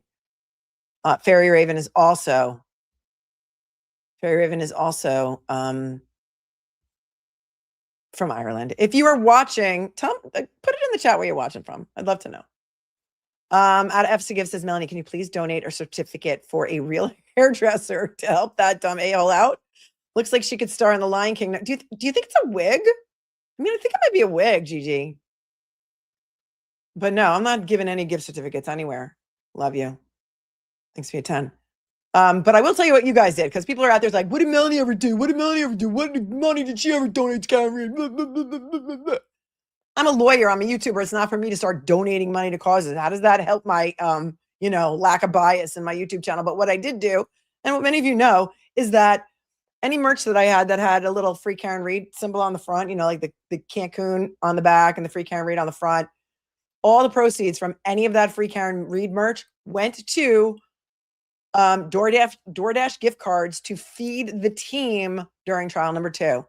It's not something that I don't kiss and tell. I do what I do behind the scenes, but you guys did that. You guys fed the team for something like,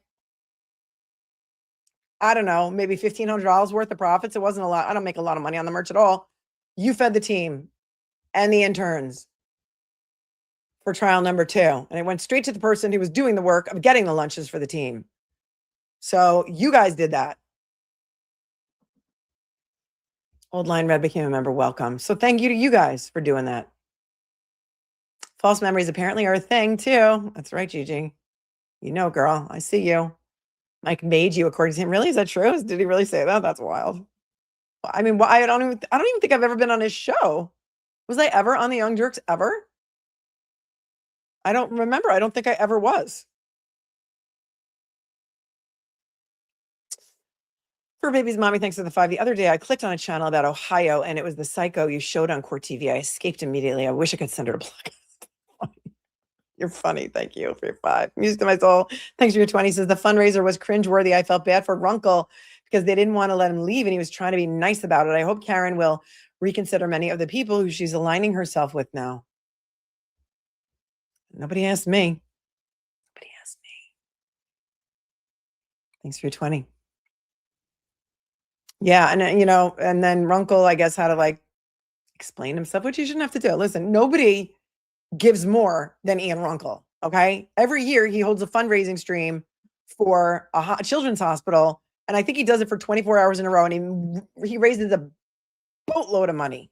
I was going to go on it this year, but I couldn't because I had a conflict and I couldn't get on it. But he makes tons of money. Thanks, Bucky.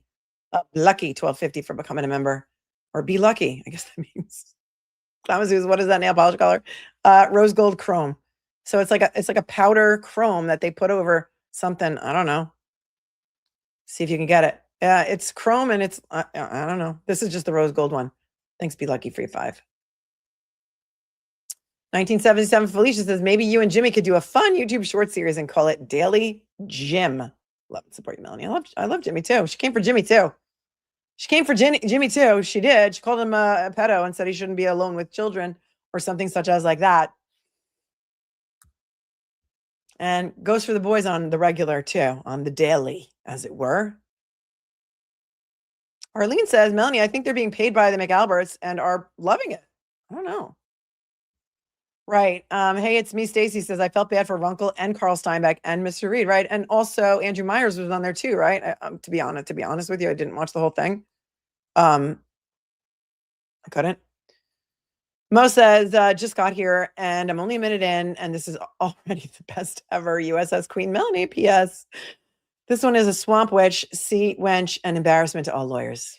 Oh, Mo, you're a lawyer, so you get it, right? Thanks for your 20. True crime justices, we have other cases we can focus on. I'm with you. Thank you for being here for 15 months.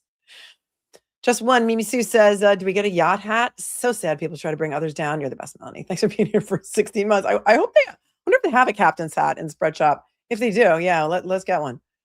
And love and respect from Janine Joe. Thank you so very much. Nancy Campbell says, why are we listening to what Nan has to say? I don't think she speaks for the Reed family, or she should speak for anybody but herself.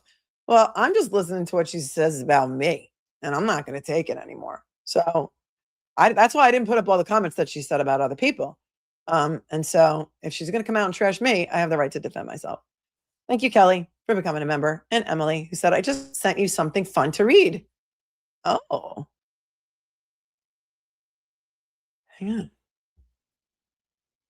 Emily knows because I met Emily in person for the first time at the Wilbur. And Emily knows that she kept us company during the trial because we were reading Hank Brennan's diary. Boy, everybody loved it. Oh. Well, that's fun. I mean, well, thanks, Emily C., for this. Corey Hopkins and Loophole Lawyer just got Brian Higgins' interview. If I want to read it to the class from a FOIA request, you guys want to read it? I mean, football's coming up in 40 minutes. Hang on. Thanks, Em. Tashai says, Mel, we love you. Please continue to cover Karen Reed for Sybil. Yeah, it's just not going to be the way it was. And it's not going to be the same. Super, thank you, Mama She, for your super sticker. You're amazing. I love you so much. Joanne, thanks for becoming a member. Skyview for 2. Thanks for being a member for 2 months. Proud member of Melanie's Yacht Club. See? The hell do you know says, just want to say, I love you, Melanie. You're the best. Thank you for tuning in from Sweden. That is amazing. Hold on while I'm going to have to pull up this 5-pager. It's 5-pager. Gladys Kravitz is here. The most frequent curtain twitcher of all. Even curtain twitches even more than twitches even more than Matt McCabe and John McCabe combined. What parts of the fundraiser did you see? It was one of the most embarrassing things I've seen in a while, says Gladys Kravitz. Been defending you against Nan for months. It comes from a jealous. Mel, you got it, and she don't. Thank you. I appreciate that. I saw the part where Bill Reed was on screen. Saw that part. And I saw some, parts where, Runkle was trying to talk and Carl Steinbeck was trying to talk, and saw some squawking in the beginning and clips. Thanks for your time. Nellyville says, I'm a cupcake for life. Let's take the trash out. Well done. Well done. So I haven't done any freezing or anything, right? So far? All right, hang on. I got to put in my dinner order. Need food.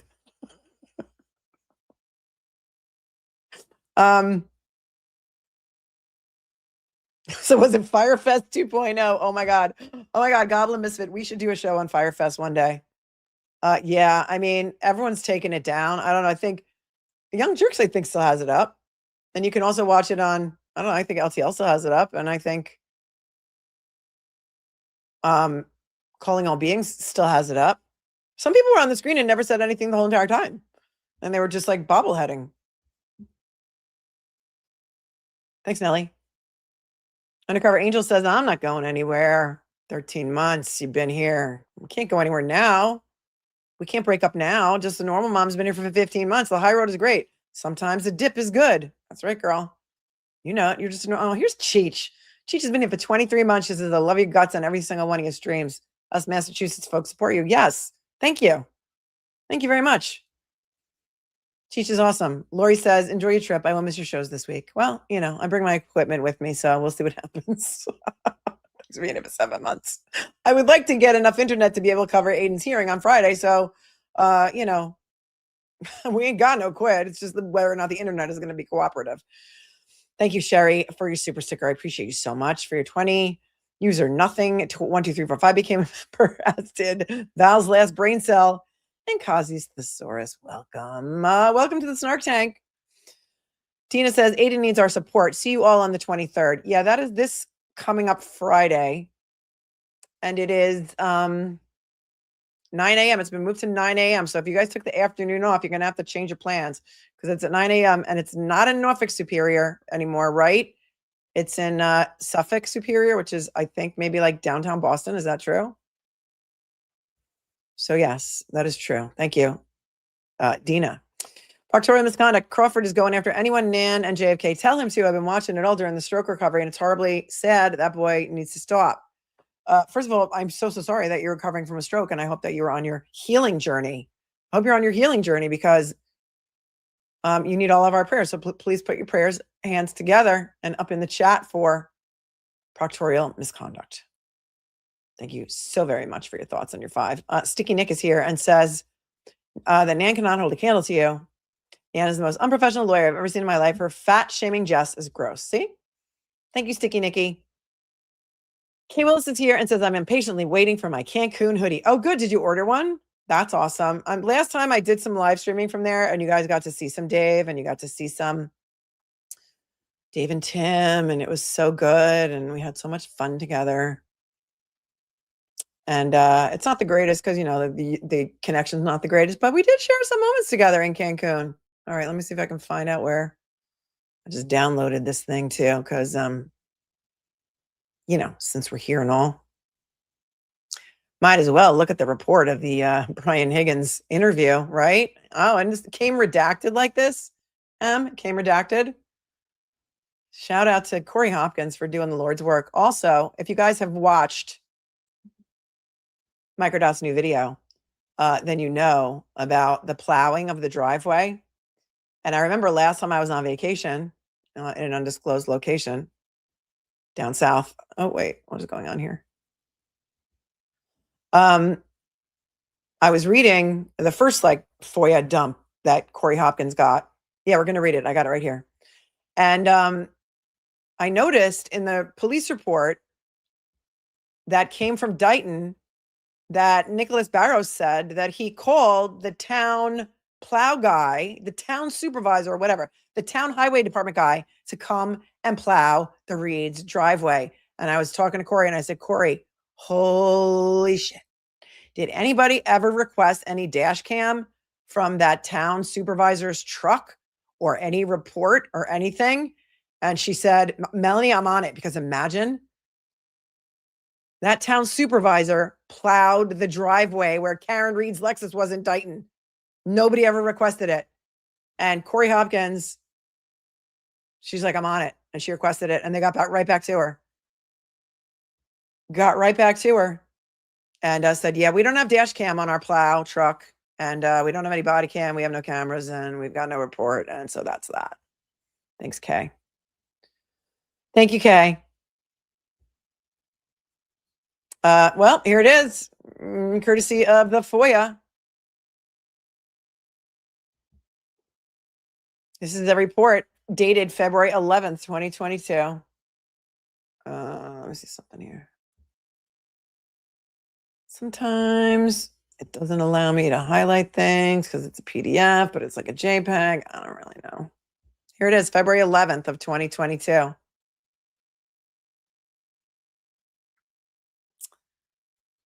To Detective Lieutenant Brian Tully, because of course Tully's everywhere. He's got his hands in everything. From Uri Buchanan, subject Brian Higgins, regarding the O'Keefe motor vehicle homicide. Well, February 11th, 2022, Karen's already been arraigned.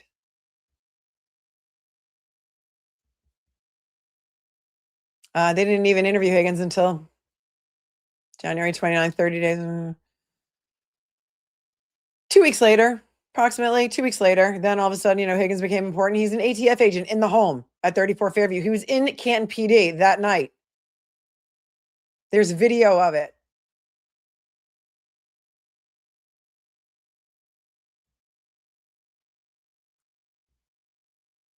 From Uri Buchanan, subject Brian Higgins, O'Keefe motor vehicle homicide. 1. On February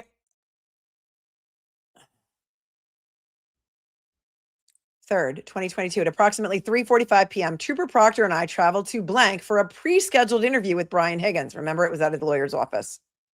That's why it's redacted. Through our investigation into the death of John O'Keefe, Brian had been identified as a witness present with a group of friends at Waterfall Bar and Grill on January 28th of 2022. Brian also was one of the friends invited back to 34 Fairview Road in Canton following the bar closing for the night and was a witness to events inside the home. The following is a summary of information requested and provided by Brian during that interview with Trooper Proctor and me in the presence of his attorney, Michael Donatel. Wait, hang on a second. One moment. Okay. Elton said,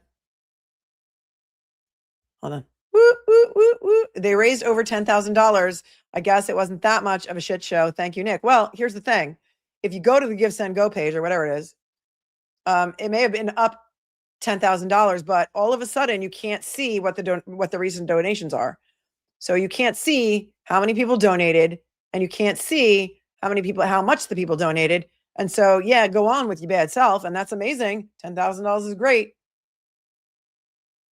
Maybe one person donated 9 and a whole bunch of other people donated 1. We don't know because you can't see anymore who donated what with their comments. And that's also going to piss people off who decide that they want to donate and they want to put a little message in there and they want to be recognized for it, because now they're not being recognized for it anymore. Tell me if I'm wrong. If you can still see the donations and who made them and the little comments about how they got there, let me know. Has it been taken down? Or can you still see who donated what and when and like what fundraiser it came from and stuff like that?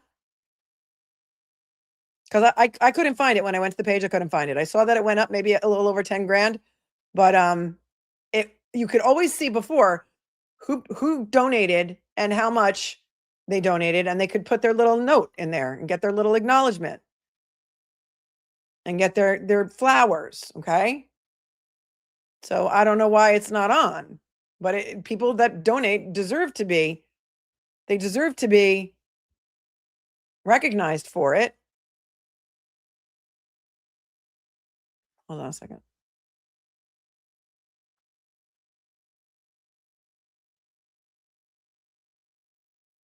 And I don't know why it's not up.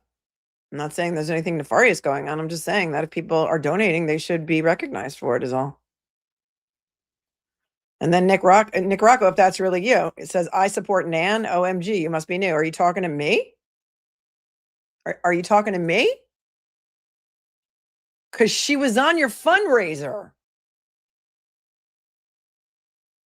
And the vile things that she said about me are gross. And so I'm not, I don't know if you support her or not. I never said that you did. I never said that you did. But, there she was, front and center on that fundraiser. And I think we can all agree that it was a train wreck. And yeah, I know you were on there. I feel bad. I feel bad that you were on there. I'm sure it's not the way that you wanted it to go. But all I'm saying is, if you are Karen Reed's spokesperson, please, for the love of the traveling Mary, say something, because half your audience, at least half, feels very alienated. They feel really alienated about the people that are being aligned over there. And the calls coming from inside the house is all I'm saying. That's all I'm saying.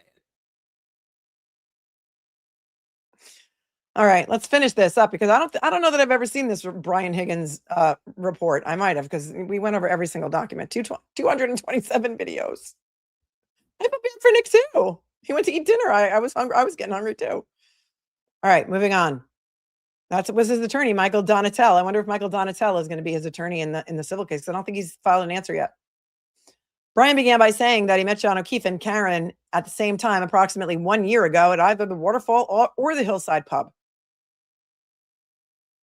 Prior to January 28th, Brian last hung out with John and Karen during the last New England Patriots game at John's house on Meadows Avenue in Canton. Right. Wasn't that the time of the smooch? John had invited Brian to watch the previous few games, but Brian had been declining the invitations and not visiting the home. Right. He kept declining invitations. They really, really, really wanted him to come over, and he just kept declining the invitations. This needs a red pen. Right. Karen really, really, really, really, really wanted him to be there, but he just didn't. And I apologize if you guys are putting stuff in the chat and I can't see it, but there's a lot of people here and it's going fast. I'll go back and read it later, though. On January 28th, 2022, Brian told us he was coming back from New York City with his friend Brian Albert, where the two of them attended a funeral, right? It's what they call like a drunk fest for a couple of days, basically. Brian told us that the two returned back to Massachusetts earlier than planned in order to beat the poor weather moving into the area. Once back in Canton, Brian met his friend Brian Albert and their group of friends who were already at the Waterfall Bar at approximately 10 p.m. Well, wait a second. He drove, didn't he drive back with Brian Albert? So if they were together, didn't they go there together? It says, hold on a second. Am I what? Brian told us he was coming back from New York City with his friend Brian Albert, where the two of them attended a funeral. Brian told us that the two returned back to Massachusetts earlier than planned in order to beat the poor weather moving into the area. Once back in Canton, Brian met his friend Brian Albert. Guess he had his own car. And their group of friends who were already at the Waterfall Bar at approximately 10 p.m. Brian described the atmosphere at Waterfall as friendly, jovial, with a live band playing. Oh, we might need a dictionary for this. Friendly and jovial. We saw the video. The group was occupying the long high-top table closest to the bar and near where the band was set up.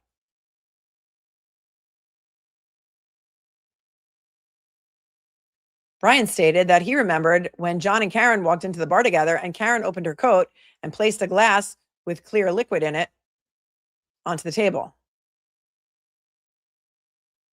Of course, that was the story. That was the story that everyone had to go with. Was there video of Karen opening her coat and taking out a glass?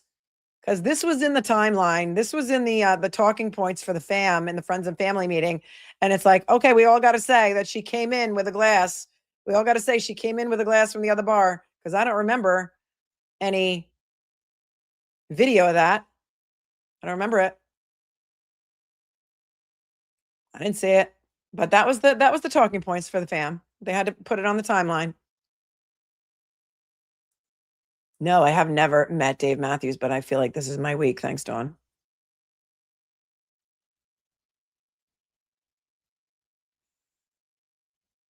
It was in the video. Hang on. There was video, but they lost it.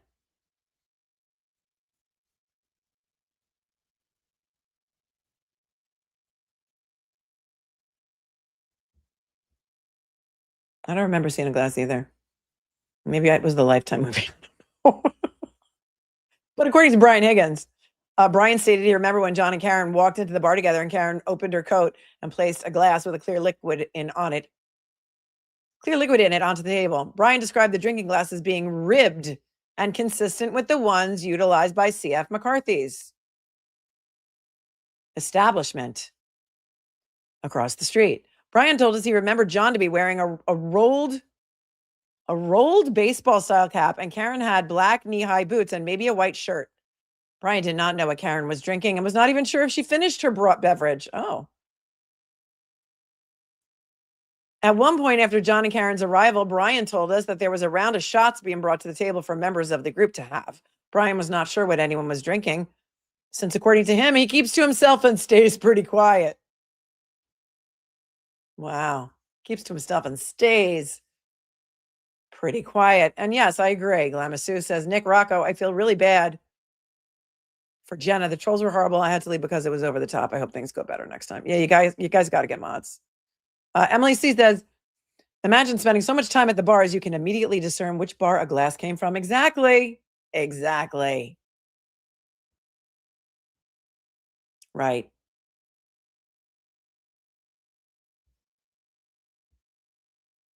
Jenna did do a great job. She was probably like, she was, I heard her saying, I don't drink. It's going to drive me to drink or something like that. And don't misunderstand. Nobody here is turning against Karen. No, this is not a turning against Karen show. It's not what this is about. This is about we're done with the nonsense, and we're done with Nan Gallagher coming for me. That's my truth. That is my truth journey.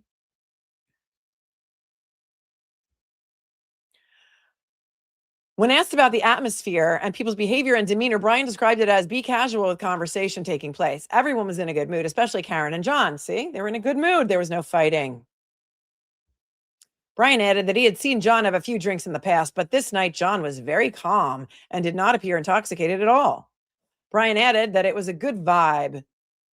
No arguments between Karen and John or anyone else, and he remembers John smiling throughout the night. Oh, yeah, see, they were getting along just fine.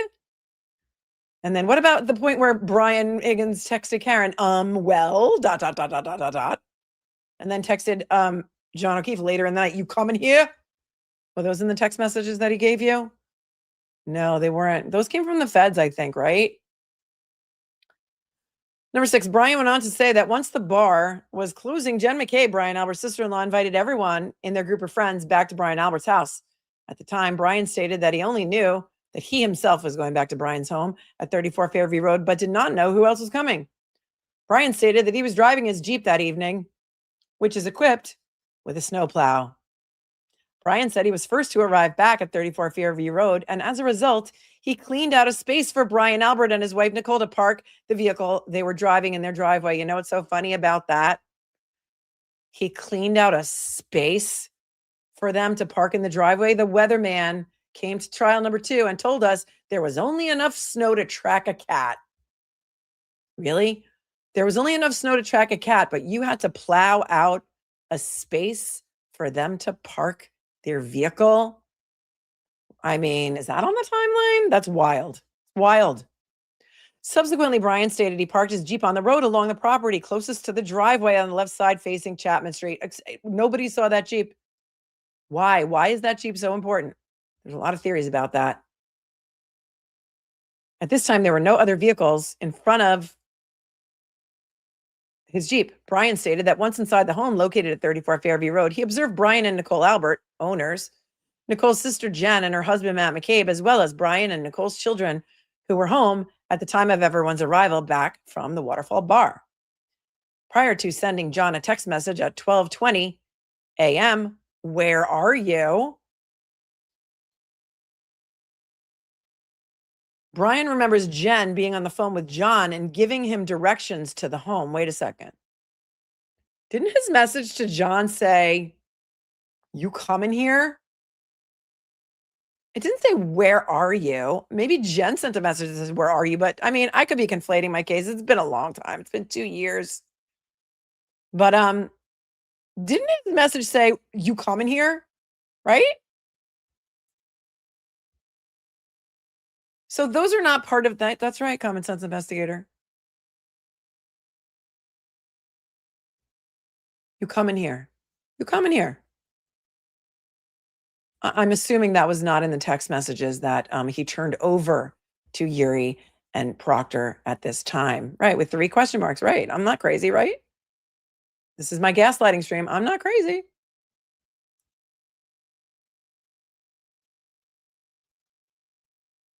Brian remembers Jen being on the phone with John and giving him directions to the home. So he overheard that conversation between Jen McCabe and John. Okay, cool. Brian described his positioning at the dining room table as having his back to the picture windows and did not observe any activity outside in front of the home. He's like, "Yeah, it wasn't me. I didn't see anything." Brian further confirmed that neither John nor Karen entered the home at any point during the evening. Brian further added that he had no knowledge of any vehicles sitting out front in front of the house with headlights on. Trooper Proctor and I once again confirmed that John O'Keefe never entered the home. Right. We're confirming it because we have confirmation bias. This is written in Yuri's voice. We're using Yuri's voice right now. Trooper Proctor and I once again confirmed that John O'Keefe never entered the home and there were no arguments or fights between anyone at the residence. Right. Nobody in the house beat him up and the dog didn't get his arm. That didn't happen. We had to confirm it. But you know what's so funny? I bet, and we're not done reading this yet because we're only on paragraph 8, but I bet you that Brian Higgins didn't tell Yuri and Michael Proctor that he saw a tall, dark-haired man come in the house at some point that he didn't recognize.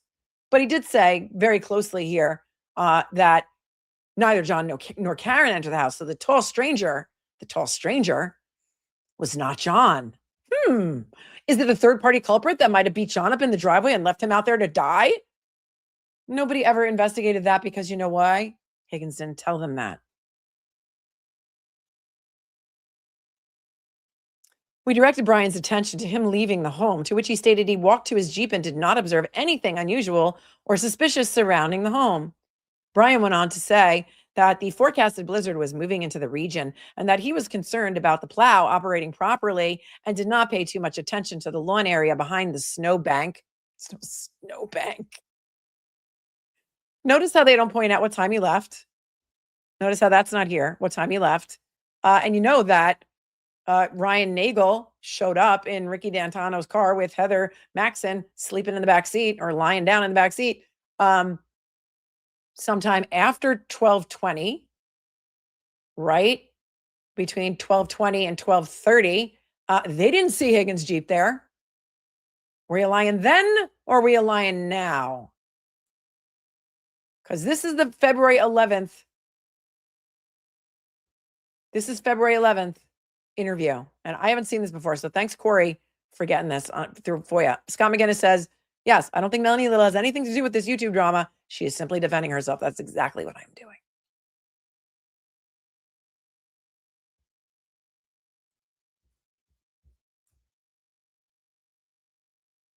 Or, wait, I see something good here. Zoe says, or were they calling Brian Albert Jr. a tall stranger in his own home because the adults were too snickered for their own good? I don't know. Remember he said he left because they didn't have any Jameson. They only had beer and he doesn't drink beer. And then there was like a picture of him drinking beer recently, which is kind of funny too, right? Oh, it was a February 3rd interview, but it was typed on February 11th. Wait a second. Hold please. I want to get it right. Oh, you're right. They interviewed him on February 3rd, which was the day after Karen's arraignment, but they didn't type it up until February 11th. See, that's why I need my red pen. So she was arrested and arraigned on February 2nd. They don't decide to interview Higgins until the 3rd. And I did wait a very long time to defend myself. Thanks. Yeah, dude. Thank you. I did, but I can't have it. I can't stay silent anymore.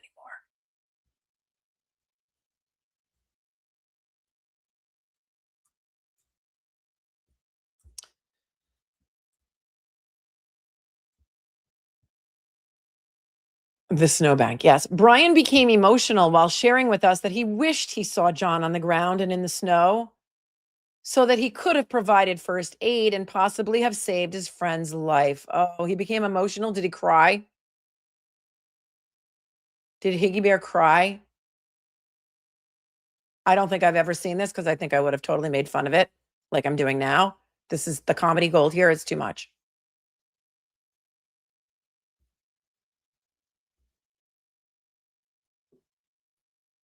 Yeah, and Brian Albert Jr. is not a stranger to him, right? He had been there several times. I agree.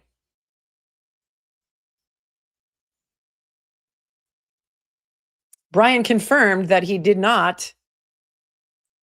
Why are you concerned about me? I'm totally fine. Thank you for your $100 super chat. Don't be concerned about me. I'm completely 100% fine. I appreciate your concern. You should not be concerned about me. I don't know what that means. I don't know what that means because this is only your 3rd comment on my show, and it's to give me $100 super chat. So thank you so very much. Are you concerned about me? Oh, it's you concerned about me because you think they're coming after me? I appreciate you. Thank you so very much. If you guys didn't watch it today, Billy Bob Thornton was on Billy Bush's show. Go back and watch it later. Brian confirmed that he did not see John and traveled directly to Canton PD in order to fulfill some administrative obligations, right? His administrative obligations of moving cars around, a big duffel bag, a hockey bag with stuff in it. I don't know. We have no idea because the video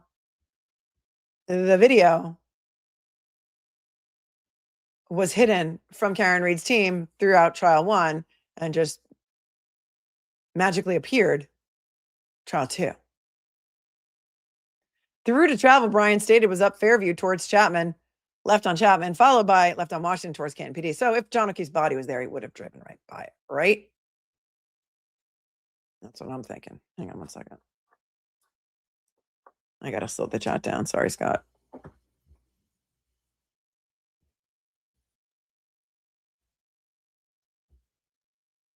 And I mean, this was a 3-day waiting period. So let's do slow mode. Okay. Paragraph 9. At this time, the tone of conversation changed.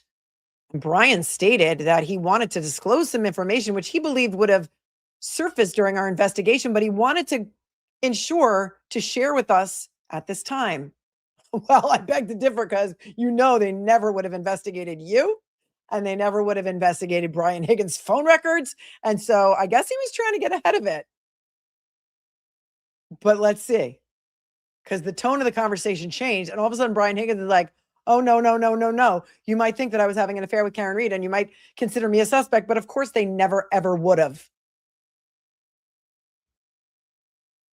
Brian stated that he had taken the liberty and extracted text message conversations between his phone and John O'Keefe, as well as his phone and Karen Reed. Yeah, he cherry-picked them.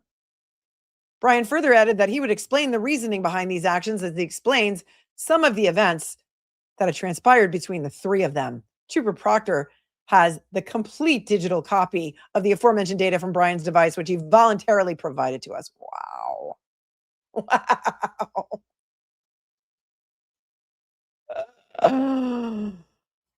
On approximately January 12th, 2022, Brian recalled getting a text message from an unknown number to him.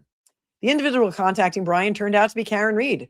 The two began friendly text message communications, and eventually both John and Karen invited Brian over for the last New England Patriots game of the season on January 15th of 2022. Wow. Okay, so hold on a second. We got to rewind this. January 12th is the first time he ever got a message from Karen. And we're going to do the math here between the 12th and the 29th. 17 days. They were in this very serious relationship that for 17 days, he wanted to know where this relationship was going. He wanted to know if she was catfishing him. He wanted to know everything. It was only 17 days that they had been texting. Wow. Brian recalled arriving late into the second half and joined John, Karen, and a few other friends at John's home. Brian stated he walked into the home using the front door. That even makes his testimony on trial one so much more cringy.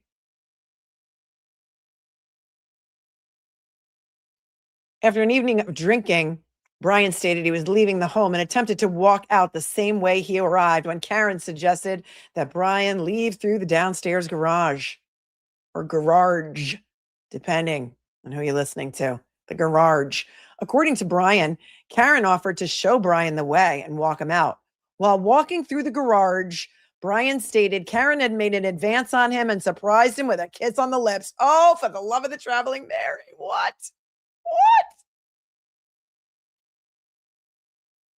2 weeks. These are my words now. These are not the papers. 2 weeks from the date of that kiss. If you listen to Loophole Lawyer, he would say the person who killed John O'Keefe, Brian Higgins, 2 weeks from the day of that first kiss, somebody was mad enough to murder John O'Keefe. 2 weeks is all it took. Must have been some kiss. Because your kiss is on my lips. Because your kiss, I can't resist. She also kissed Gay Jeff. Somebody said, I don't even know where the Gay Jeff lore came from. I don't know. Yes. Samantha Benigno. Samantha Benigno is amazing. Go watch everything that she does. She breaks it down like nobody else. Her channel's called I Don't Belong Here. I've been on her show. I got to get her back on my show. She's amazing. She breaks it down like nobody's business. But it was only 2 weeks later that John O'Keefe was murdered. Brian was very shocked by Karen's actions and confused by the entire situation, since he was assuming that Karen was in a loving relationship. The chain of events led to Karen, or lead to, which obviously is spelled wrong. The chain of events lead to Karen and Brian further communicating over text message. One of the days that followed, Karen invited Brian over to her home in Mansfield. Brian claims he never took the trip and was simply trying to figure out Karen's goals and end result. Right? Where is this relationship going? Where is this relationship going? Do you think I'm hot? You're hot. Do you think I'm hot? Listen, Turtle, says Jeannie. Karen Reed for Governor of Mass. Listen, Turtle. There was no collision, but there was a very drunk ATF agent moving around and driving vehicles all around the car park. Please make it make sense.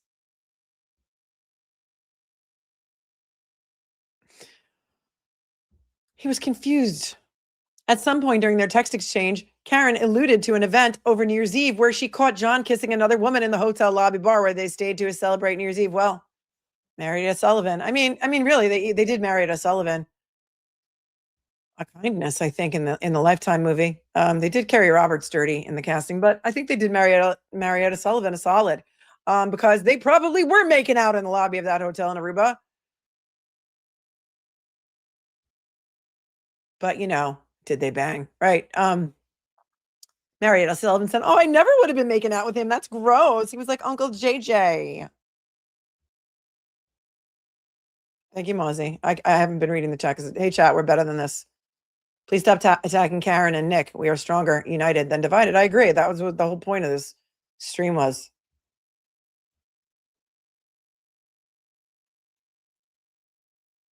Except for when people say that they don't want our money if we support Turtle Boy and we don't live in Massachusetts, that becomes a problem. But that's not Nick's fault.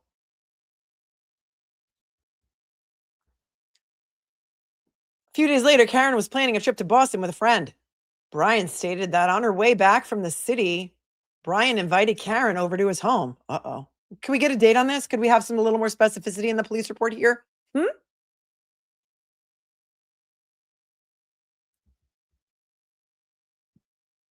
Thank you. And here it is for the record. Hold, please. Wait.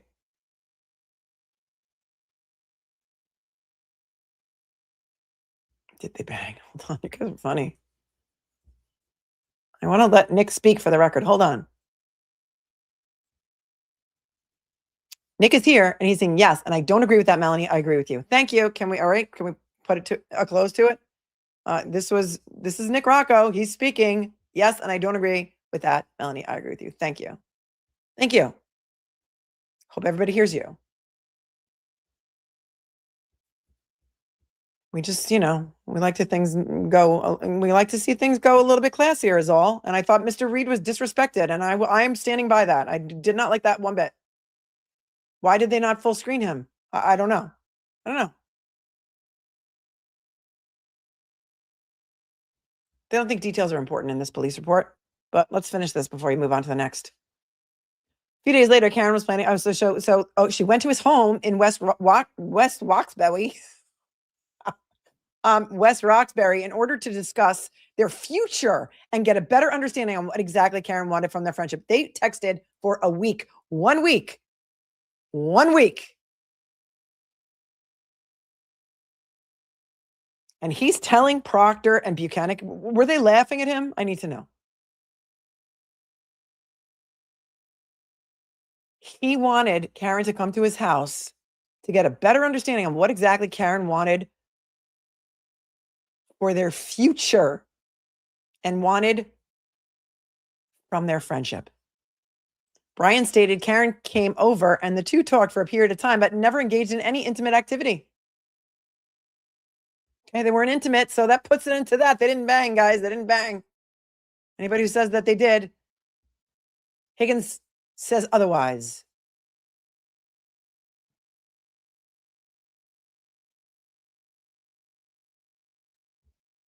I followed up by confirming that Brian never had sexual relationship with Karen, John, or the two of them together. What? Okay, now it's confirmed. The swinger scene in Canton has just been confirmed by this police report. Now I know that I have never seen this before, ever. I'm going to read that sentence again, a little louder for those of you in the back. And this is Yuri's voice speaking. I followed up by confirming that Brian never had sexual relations with Karen, John, or the two of them together. They were not a throuple. They didn't have a threesome. And now we know that the rumors of the swinger scene in Canton are real. Because why else would that be in a police report? Why would you even ask that? OMG.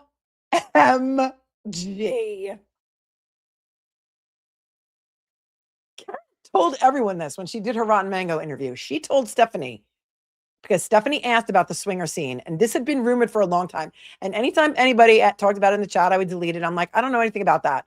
I don't know anything about that. I'm not going to talk about other people's sex lives. Like, I have no idea. It's a rumor. We talk about facts here. We're not doing this. Karen said on Rotten Mango, she said, because Stephanie asked something about the swinger scene, and Karen said, she said that when she started dating John in 2020, on their second date, John told her that there was a big swinger scene in Canton. Here's your confirmation, because Karen said it to Stephanie on Rotten Mango. We will all watch it. It's amazing. It has something like 1.6 million views. So hopefully, if you're here because you saw the Rotten Mango interview or the Lifetime movie, let me know. Welcome.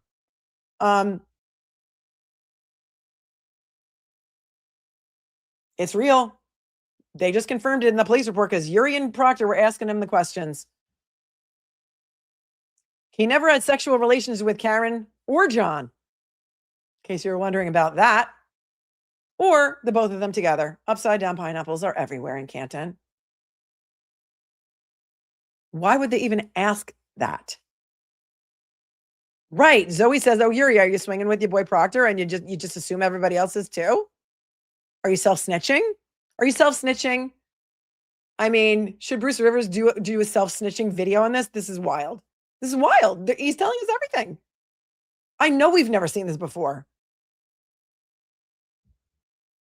Brian confirmed same and added that there was only one kiss between him and Karen the night he was walking out of the garage. I'm going to have so much fun making this thumbnail today, boy. There's going to be pineapples.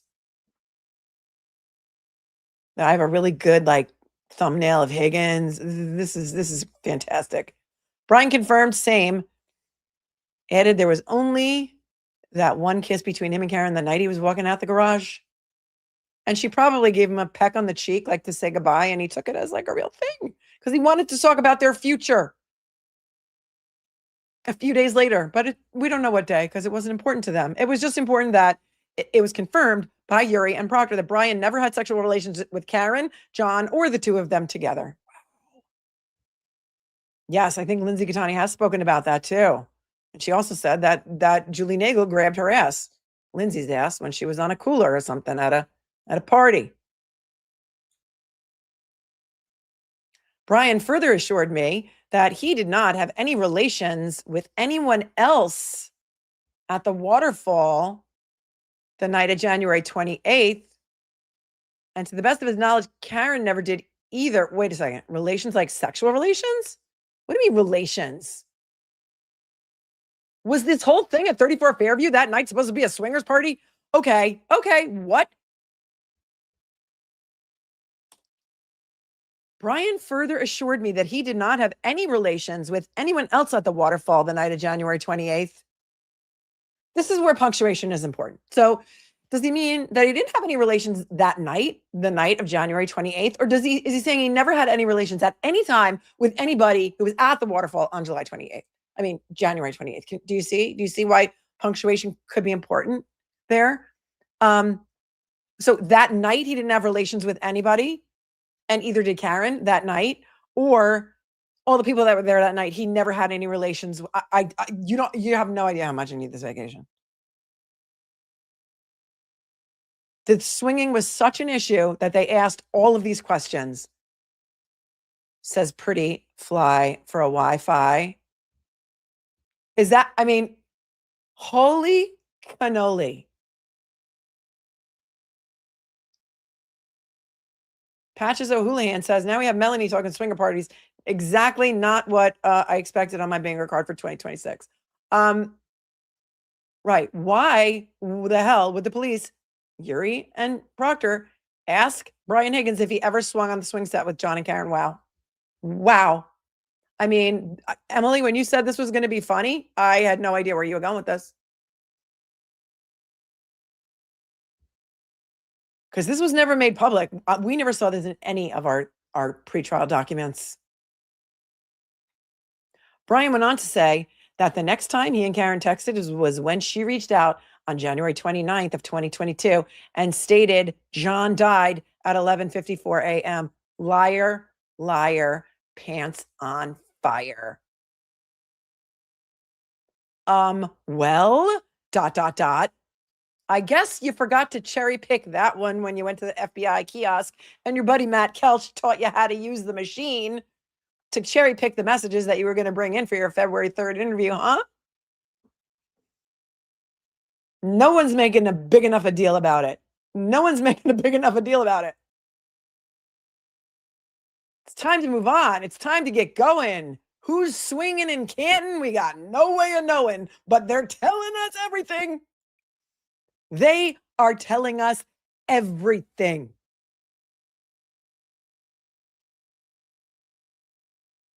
Karen cheated on John. Yeah, well, guess what? They didn't bang. They didn't swing. She pecked him on the cheek to say goodbye. And that's all Higgins said happened. And he took it a little too far because he wanted to know about their future. But what's in it for our future? Wow. Bang, bang, bang, bang. Bang, bang.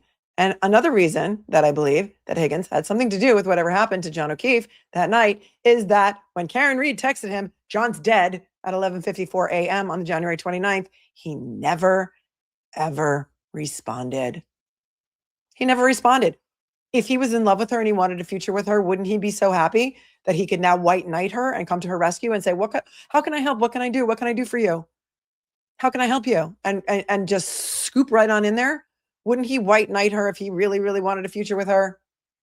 I think that's more telling than everything else. The fact that he never responded to her after she said John died. Nope. Didn't even respond. Excuse me while I put on some bliss.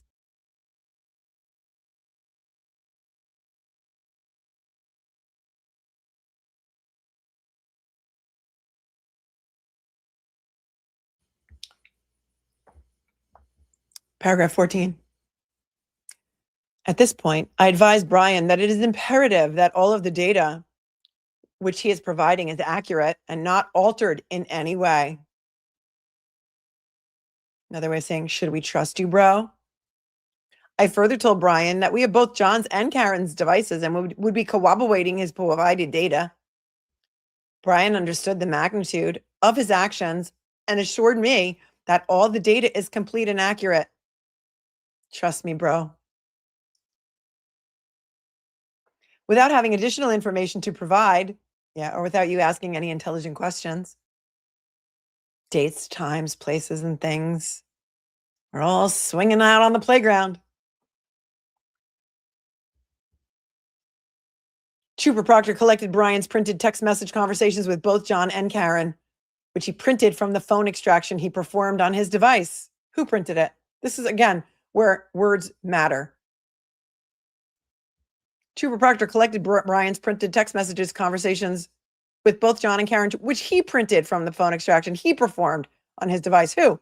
Did Proctor perform the phone extraction, or did Higgins perform the phone extraction? Words matter. We know that it was Higgins who did it himself and cherry picked the ones that he wanted them to see. And he's like, oops, you might find out that, maybe I was trying to have an affair with Karen Reed, but she wouldn't bite. And maybe then they would consider me a suspect. So let me just cherry pick some stuff and give it to them and just see if they will just trust me, bro. Because look, I got an office inside Canton PD. I'm like this with Berkey. Like me and Berkey are like this. That's why I have an office there and stuff. And, I did everything they wanted me to do. Like they shouldn't turn on me or anything, or I shouldn't turn on them or anything. But, trust me, bro.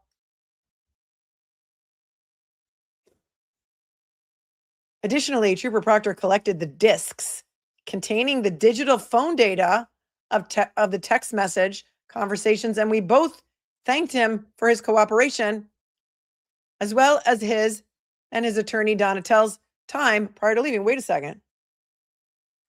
So there's a disc of digital phone data too? Wait a second. There's a disc of digital. Was Karen's team given a disc of digital phone data of Higgins? Tell me. A total phone extraction or just some of the messages? Wow. Where's the disc? XOXO, respectfully submitted, which is just about the furthest thing from respectful. Sergeant Yuri Buchanan with a Y at the end, 3543, Massachusetts State Police, Norfolk County District Attorney's Office. That's right. We are one and the same. We are in bed with the Norfolk County DA's office. No, they didn't get a disc, did they? Suze, did they? No. They didn't get the disc. Where's the disc? Did the disc go missing? Oops. Where's the disc? Yeah, thanking you for your cooperation. A guy who should be considered a suspect. Thank you for your cooperation, guy who should be considered a suspect. And you know what they never did? They never considered him a suspect.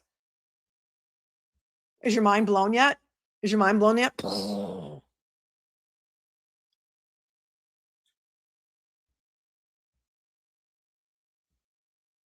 Did they ever do an extraction of their own extraction of Higgins' phone to make sure that there was nothing else on there? No. Breaking news, discs not found in Proctor's drawer, says Michael. And that's what it says, discs. We collected the discs. Where did the discs go? Was there a chain of evidence log for the discs? Was it snapped in half like the SIM card for Higgins' phone? This is wild. This is wild.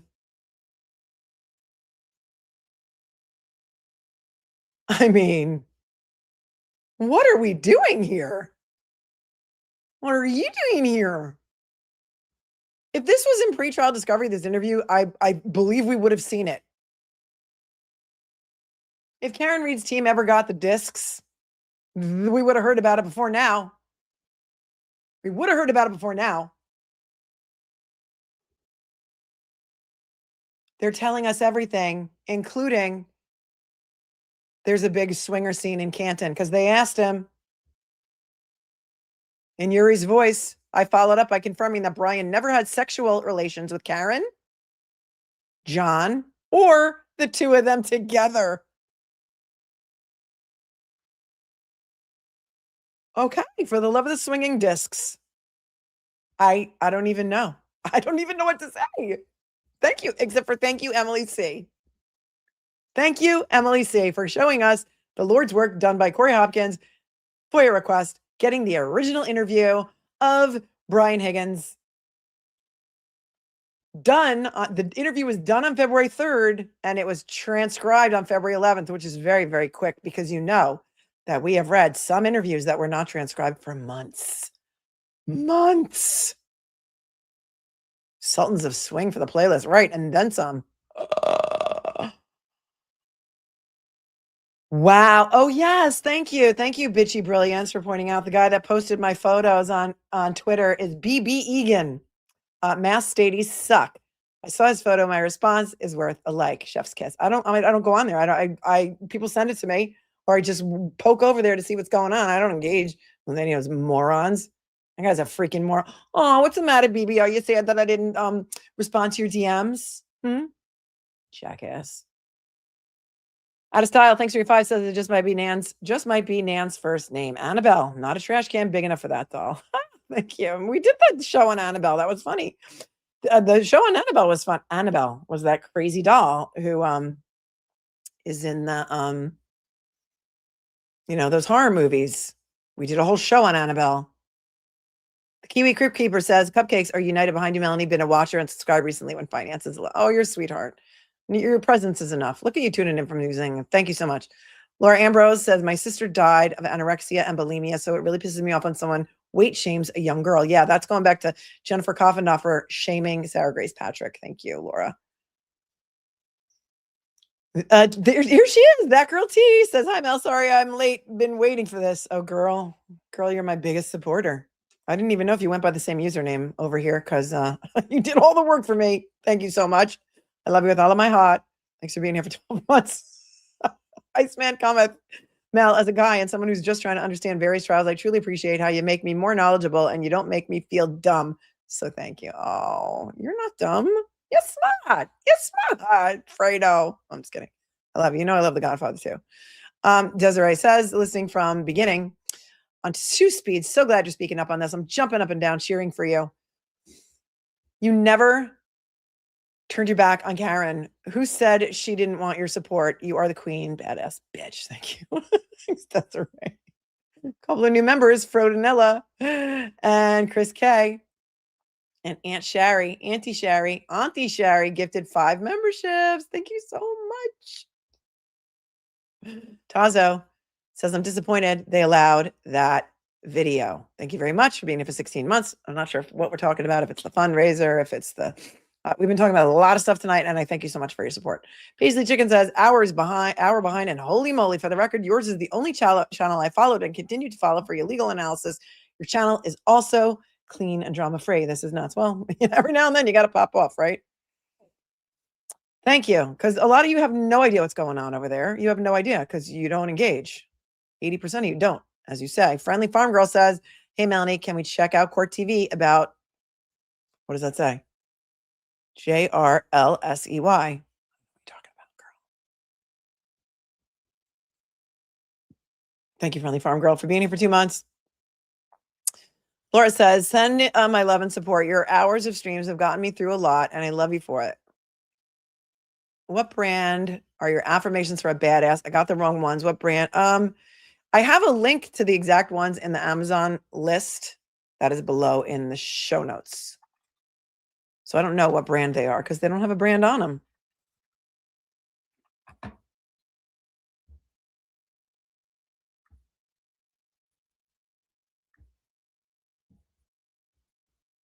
Thanks, Annie, for becoming a member. And X318. Rachel says, I would love to see you cover the Richard Allen appeal. It needs more attention. I will read it when I can. I got to get a hold of it. I don't know how many pages is it. Maybe that's something for me to read on the beach. Thanks, Rachel, for your 10. The same to everyone. It must be, right. We need to apply the laws the same to everyone. It's due process. It's like basics. It's yeah, I agree. Thank you so much for your 10, Rachel. Heather. And also Rachel. Just keep swimming, says Melanie. I'll love your channel because it is drama free, but I also wondered how you kept quiet for so long. I'm so glad you exploded and allowed yourself to vent. Thank you. Thanks for being here for 5 months. JDD character girl, you're an OG. 21 months. Love from sunny Australia. I love too, sunny Australia. Thank you so much. They assume you know nothing. Says, so glad I found your channel. Thank you. Thank you so much. Gold Medal became a new member. Goldie Medal, because she knows what's up. And Carrie B is here. She says, how many streams? 227. Yeah, isn't that wild? I added it up today because I was curious. 227 streams. It's crazy. Love you, Melanie. And then I was like, okay, maybe that's enough. And then, of course, today we had to cover Brian Higgins' interview. So it's never enough. It's never enough. It's never enough. As the bare naked ladies say, it's never enough. It's never enough. It's never enough. Kat Randall says, thanks for all you do. I love you, Kat. Thank you, Kat, for always being here and for 16 months being here. Welsh Lady says, I'm way behind, but I hope you know there are many of us, male and female, consies that support you and what you bring to the discussion on all cases. Lift up, not pull women down or men on YouTube. Thank you so very much. Content creators, thank you so very much. Welsh Lady. Jen U Wine, well done, became a member. Raider Kev became a member. And Mom Steins became a member because they know it's up. Mom 5 times. Sorry. Deanne says, Turtle Boys need supporters to show up on Friday. JFK and crew are going to be there asking questions. Really? Turtle Boy doesn't need any anti-Turtle Boy showing up, creating more drama. Yeah, I don't know anything about that. I don't know. I don't know what the word on the street is. Both JFK and James were very, very kind to me when I met them outside the Wilbur, and they were doing like the red carpet show kind of thing. And they were both very nice to me. But their girl, Nan, not so much. Thank you for your 10. Kelly says, we are birthday twins, and I'm exactly the same. Taking the shite being the bigger person, but then, boom, I'm so done being the bigger person. Well, don't tell anyone our birthday, Kelly. Thank you for tuning in from across the pond. How dare you? 56 says, from one old gal to another. Love you, Mel. Oh, thanks. Thank you so much. We're like fine wine, baby. Like fine wine. JoJo became a new member because she knows what's up, or he. Bob Mata will be at the Spencer trial and reporting daily. I'm very excited. Are they both? Is Allie going too? Thank you. Thank you. Thanks, Megan. Love you. Ada F. Sagiv says, I want a recount of your subscribers. I don't know what to say. Krista, thank you so much for tuning in from Canada and for your $100 super chat. Says, I'm behind ×2, but want to say you're amazing and you're absolutely right. I feel exactly the same way. I try and defend you on X because you aren't on X. Nan is a whole different kind of evil. Love you, Mel. I always got you 6. Oh, thank you, Krista. I really, really, really appreciate you so very much. Lucky, B Lucky says, not one damn recorded interview. We've been recording interviews since the 80s. Lies can't be fine. Lies can't be fine-tuned with video interviews. Right. None of them were on video. One of them was audio recorded. And I think the only one that was audio recorded, I think, was Lucky. And I think most of the recording had to do with asking him about Aiden Carney. There might have been one other that was recorded, but I don't remember. But we've watched a lot of other trials in the same county, in the same building. And many of them had video and audio, including Harry Turk, Brian Walsh. Jeannie says, since I first came to YouTube in March, there is no one like you. You're the only one I sub to every month. Keep fighting the good fight. Thank you. Thank you. I appreciate you so much. At F. Sagiv says, yeah, money for nothing and chicks for free. She wants her MTV. Thanks, Gigi. Susie says, one person donated 5,000 out of the 10,000. Is that true? Because I didn't see that anywhere. Thanks, Susie CJ. But I don't know. I know. See, Melanie Fox says, I wish I had listened to you in the first place and stayed off Twitter. LOL, it's a dumpster fire. It is. It's a dumpster fire. Jimmy is going live at 8. Okay, I'm getting out of here. I'll teleport you over there. CMM, thanks for your 100. You're concerned about me. I don't know what that was about, but thanks for your concern and for your hundo. Donna says, we are not here for the drama. We are here for corruption and the persecution of innocent people. All the corrupt make cash. Praise be. Glamasuz, Karen and Higgy texted for 7 days. Stage 5 clinger. Oh, I love that. Wedding Crash is one of my favorite movies. They assumed you know nothing, says the best line in Jimmy's song about Higgins. If we ain't getting married, then we can't be friends.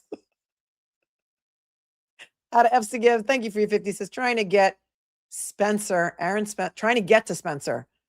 We'll make it if I have to drive my Eleanor there. Well, listen, if Eleanor can't make it, be careful. First of all, you know that I don't know. Like I worry. Like it could be kind of sketch there. It's very corrupt, and a lady out there on her own might not be the safest place for you to be. Also, there's not going to be seats in the courtroom, so maybe wait and see how it goes the first couple of days before you try and you know, actually go. I don't want to dissuade you, but I just worry for your safety, Gigi. And she says, coming from Texas, if you want to go, I will pick you up. Warning, I am a 5th degree black belt. LOL. Good for you, Gigi. Love that for you.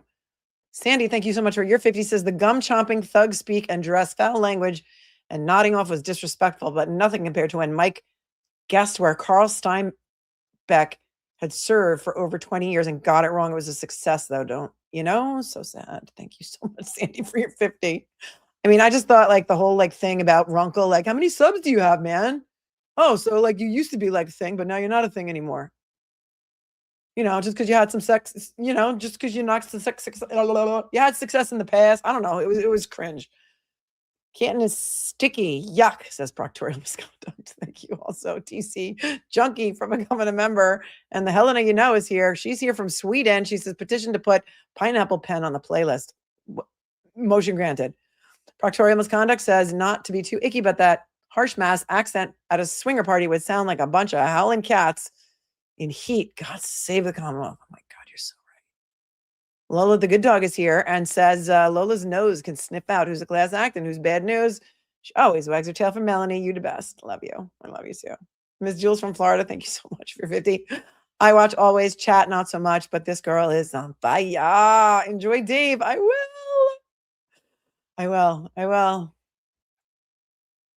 So happy for this sass, says Julie, who's been here for 4 months. Ms. Vicky. And Callie, if KR doesn't need my money, someone else will appreciate it, I'm sure. Listen, Nick Rocco was in the house tonight, and he said that he didn't say it. I'm summarizing. I think he's horrified, and he says that he's not on board with it. And so we'll see if anybody makes a statement. I hope they do. Thank you so very much, Ms. Vicky, for your 5. And Mo said you should play the number 2 hyped YouTube song for us all. I would, but I want to send you over to Jimmy. Katie says, love you with all my heart. Favorite Dave Matthews song? Mine is Spoon. Oh, that's a great one. I'm a Gray Street girl, but there's so many, you know, there's so many that I can't choose. I love Warehouse. There's so many songs that I want to hear, and he plays them all because he plays for 3 nights and he never plays the same set list in a row. And it depends on the night too, you know, what I want to hear. Now you got me in Dave mood. Thank you. A JFK is here. Nothing but love. He says nothing but love. Nothing but love. Thanks, JFK. 3 5. Amy says common denominator in all the shenanigans is Nan. Thanks, Amy. Amy gifted a whole bunch of memberships too. So if Amy gifted you, you're welcome. Jeannie says, I remember that whole Annabelle stream with you and my son, software engineer son, came home and he thought I'd been recruited by a cult. That was hilarious because I couldn't understand it. I just didn't get it. I mean, there's a new thing that I want to hang on with you, go over with you. That guy who stole 100 like skeletons from the cemetery. Oh my God. Music to My Soul says, any more lives this week? Not sure when you leave. Yeah, I'm out of here. I can't tell you when. This is my last one until further notice. So I thought I'd go out with a bang, bang, bang, bang, bang, bang, bang. Thanks, Welsh lady. She says, I am not worried about you. Mal, you're a strong woman. I hope that by saying I'm worried about you is not an excuse to fall back on if anything should be done, e.g. Baker Act. I'm sure it wasn't mean, not like that. No, that's funny. No, I think people are, you know, concerned for, I don't know, my safety. Megan, thank you so much. Megan says, love you. Thanks for sharing my outrage. I mean, girl, we are outraged. We are all outraged at the same time, I feel like. And so many of you always say that I often say what you're thinking. Terry, thank you so much for your 10. Says you're a mensch lady. Don't feed the trolls. Love you. I'm not feeding them. They get blocked. All the trolls are on Block Island. Trust me when I tell you that my mods are on top of it. Dina, thank you so much for your cash app. She says, have fun with Dave Matthews. Thank you so much, Dina, for your 25. And Gigi for a 50, who says, happy heavenly birthday tomorrow to Beth, my sister. I'm so sorry. Oh, Gigi, I'm so sorry that your sister is not here. to be with you, but I'm sure she is watching you every minute, and she misses you just as much as you miss her. And heaven is a whole lot more awesome. Kathleen, thank you so much. She says, thanks for speaking the truth. We love you. Thank you, Kathleen. Gigi, also another 50, says, wishing my late brother Scott a happy heavenly birthday. Your sister and your brother? Oh, Gigi, my heart is breaking for you, girl. Ashley, thank you. Says, too bad you're to feed your face so you can keep feeding us the tea. Thanks for your 25, Ashley. Stacy for the Venmo. Thanks for your 50. Says, thanks for sharing your truth journey. Enjoy your vacation. Thank you. Samantha says, I'm behind in the stream as usual, but OMG. Thank you, Samantha. Mama She, thank you so much for your 50. She said, you made you and you are perfect to us. I appreciate that so much. I really appreciate that so much. Thanks, Debbie. Says, I'm glad you cleared your head and let it all go before heading off to Cancun. Yeah. Nobody's getting in my, nobody's getting in my, that's so funny. Nancy McGovern. Are you out there, Nancy? Let's read your email to the class, Nancy McGovern. Thank you so much, Nancy McGovern. First, the root cause of all the drama and dysfunction is Turtle Boy. She writes at, what time was this? 1 hour ago. Turtle Boy is more than likely going to prison for witness intimidation, capital W, capital I. Did you forget he was asked to resign from the high school for pursuing underage girls? Really, Nancy McGovern? Sounds like you know a lot about him. Second, why do you support the Glairer, who has a history of drug abuse, alcoholism, squatting, avoiding child support, beating up women, and beating up his own kids? Well, Nancy McGovern, who are you listening to? I'd love to know. You continue to lie your ass off. You deny free speech, and you block people in your chat who disagree with you because you're insecure and extremely thin-skinned. Oh, have you been blocked, Nancy McGovern? Have you been blocked? It sounds like you're the one who's got a problem. In all candor, you are a fraud. You couldn't even defeat the Catholic Church because you're an incompetent attorney. Oh, believe me, they paid tons of money to my client. All my clients. I'm frozen? Oh. And now you suddenly become a Patriots fan to kiss the ass of the Massachusetts contingent with a whole bunch of laughy faces. Oh, you knowingly defend guilty criminals to make money on YouTube by engaging in frivolous, innocent fraud campaigns.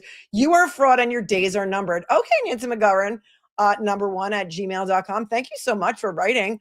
I really appreciate your thoughts. This is a Corey Dillon jersey from 2004. So this one's for you, Nance.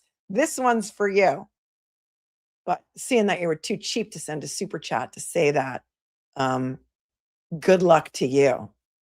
Good luck to you. I didn't really mean that. I wish you no luck. May you have the day you deserve for believing all the bullshit that you read on the internet. Kelly, thank you so much. Says, you are the best, Melanie. You speak truth. See, this is what I deal with on a daily basis. That's what I deal with on a daily basis. Just a little smidgen of what I deal with on a daily basis. And people don't know because I don't talk about it. Thank you, Kelly, so very much for telling me that I'm the best. But, Amy, thank you so much. She says, she's glad that I called the trolls out. And you're amazing. You're amazing. Work gets in the way, but you can always watch it on the replay. But if you are, just make sure that you smash the like button. I mean, really, if you're going to write me a nasty email like that and call me a fraud, at least get a fake email. Like, why are you using your real name in your email? So stupid. Leslie, thank you so much for your 5. Melanie is the queen. No drama, mama. We all need to give them 0 zip, nada. No chats, no donations, nothing. If they don't get attention, they'll fade out. I don't know. Catherine says, I've been here all the way back. You've taught us so much and not to believe anything that does not have receipts. We are justice fighters. Yeah, where's the receipts, Nancy, on that? Lorraine, thank you, Lorraine, for your Venmo. Says, thanks for keeping it real. Maria, you rock. Thanks for being a great example for our girls growing up now. And for us adult women, we need to stand together and enough is enough. I appreciate the thoughtful way you have waited to address the attacks. Well, you're welcome. You're welcome. Don't let the door hit you on the way out, Nancy. Gigi, thank you so very much. Says, just for you. Gigi, you're super, super generous tonight. And I love you with all my heart. Even though we don't agree on everything, we do agree that I love you. We do agree that I love you. Paula, thank you so much. Says, a lot of the good the Rotten Mango interview did was undone by that fundraiser. Love you, Melanie. Thank you so much. Laura, thank you. First ever super chat, she says. Thank you, Laura, for your first ever super chat on Venmo. Thank you for staying classy, and above it all, women need to support other women, not tear them down. Thank you for bringing the light on Karen, Kelsey, and Sarah Grace. Thank you so much, Laura. And I'm very honored to be your first super chat ever. Denise says they resort to insults when they have nothing intelligent to say. You know it, Denise. You know it. We all know it. Peter, thank you so much. Mel, been a supporter and viewer since your day one. Keep doing you, and thanks for repping the Patriots. Oh, well, you know, I'm just doing it to ass kiss the Massachusetts viewers. Thank you. Lindsay, thanks. Thank you very much for your compliment. Says, I found you because of a negative comment. That's awesome. I love it. See, the more they trash me out there on the cesspool, the more people watch. So good. Don't be a Nancy. Thank you, Lindsay. She says, I'm always hopelessly behind on the streams, but I love everything you have to say. You're an incredible, powerful. Oh, you're so sweet. Thank you so much. And Jill says, not going to lie, I've been waiting for this.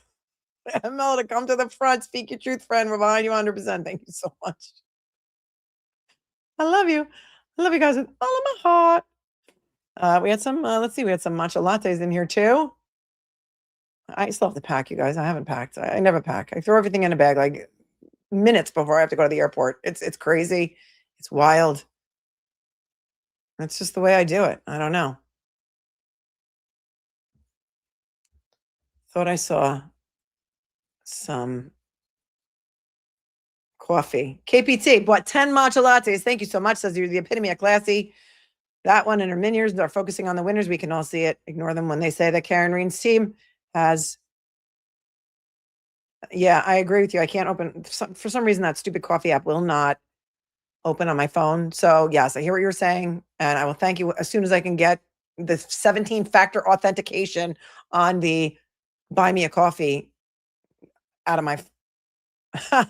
Yeah. Peter Murphy, thank you so very much. I love you with all my heart. I'm happy that you were on that fundraiser the other night, and you are amazing. And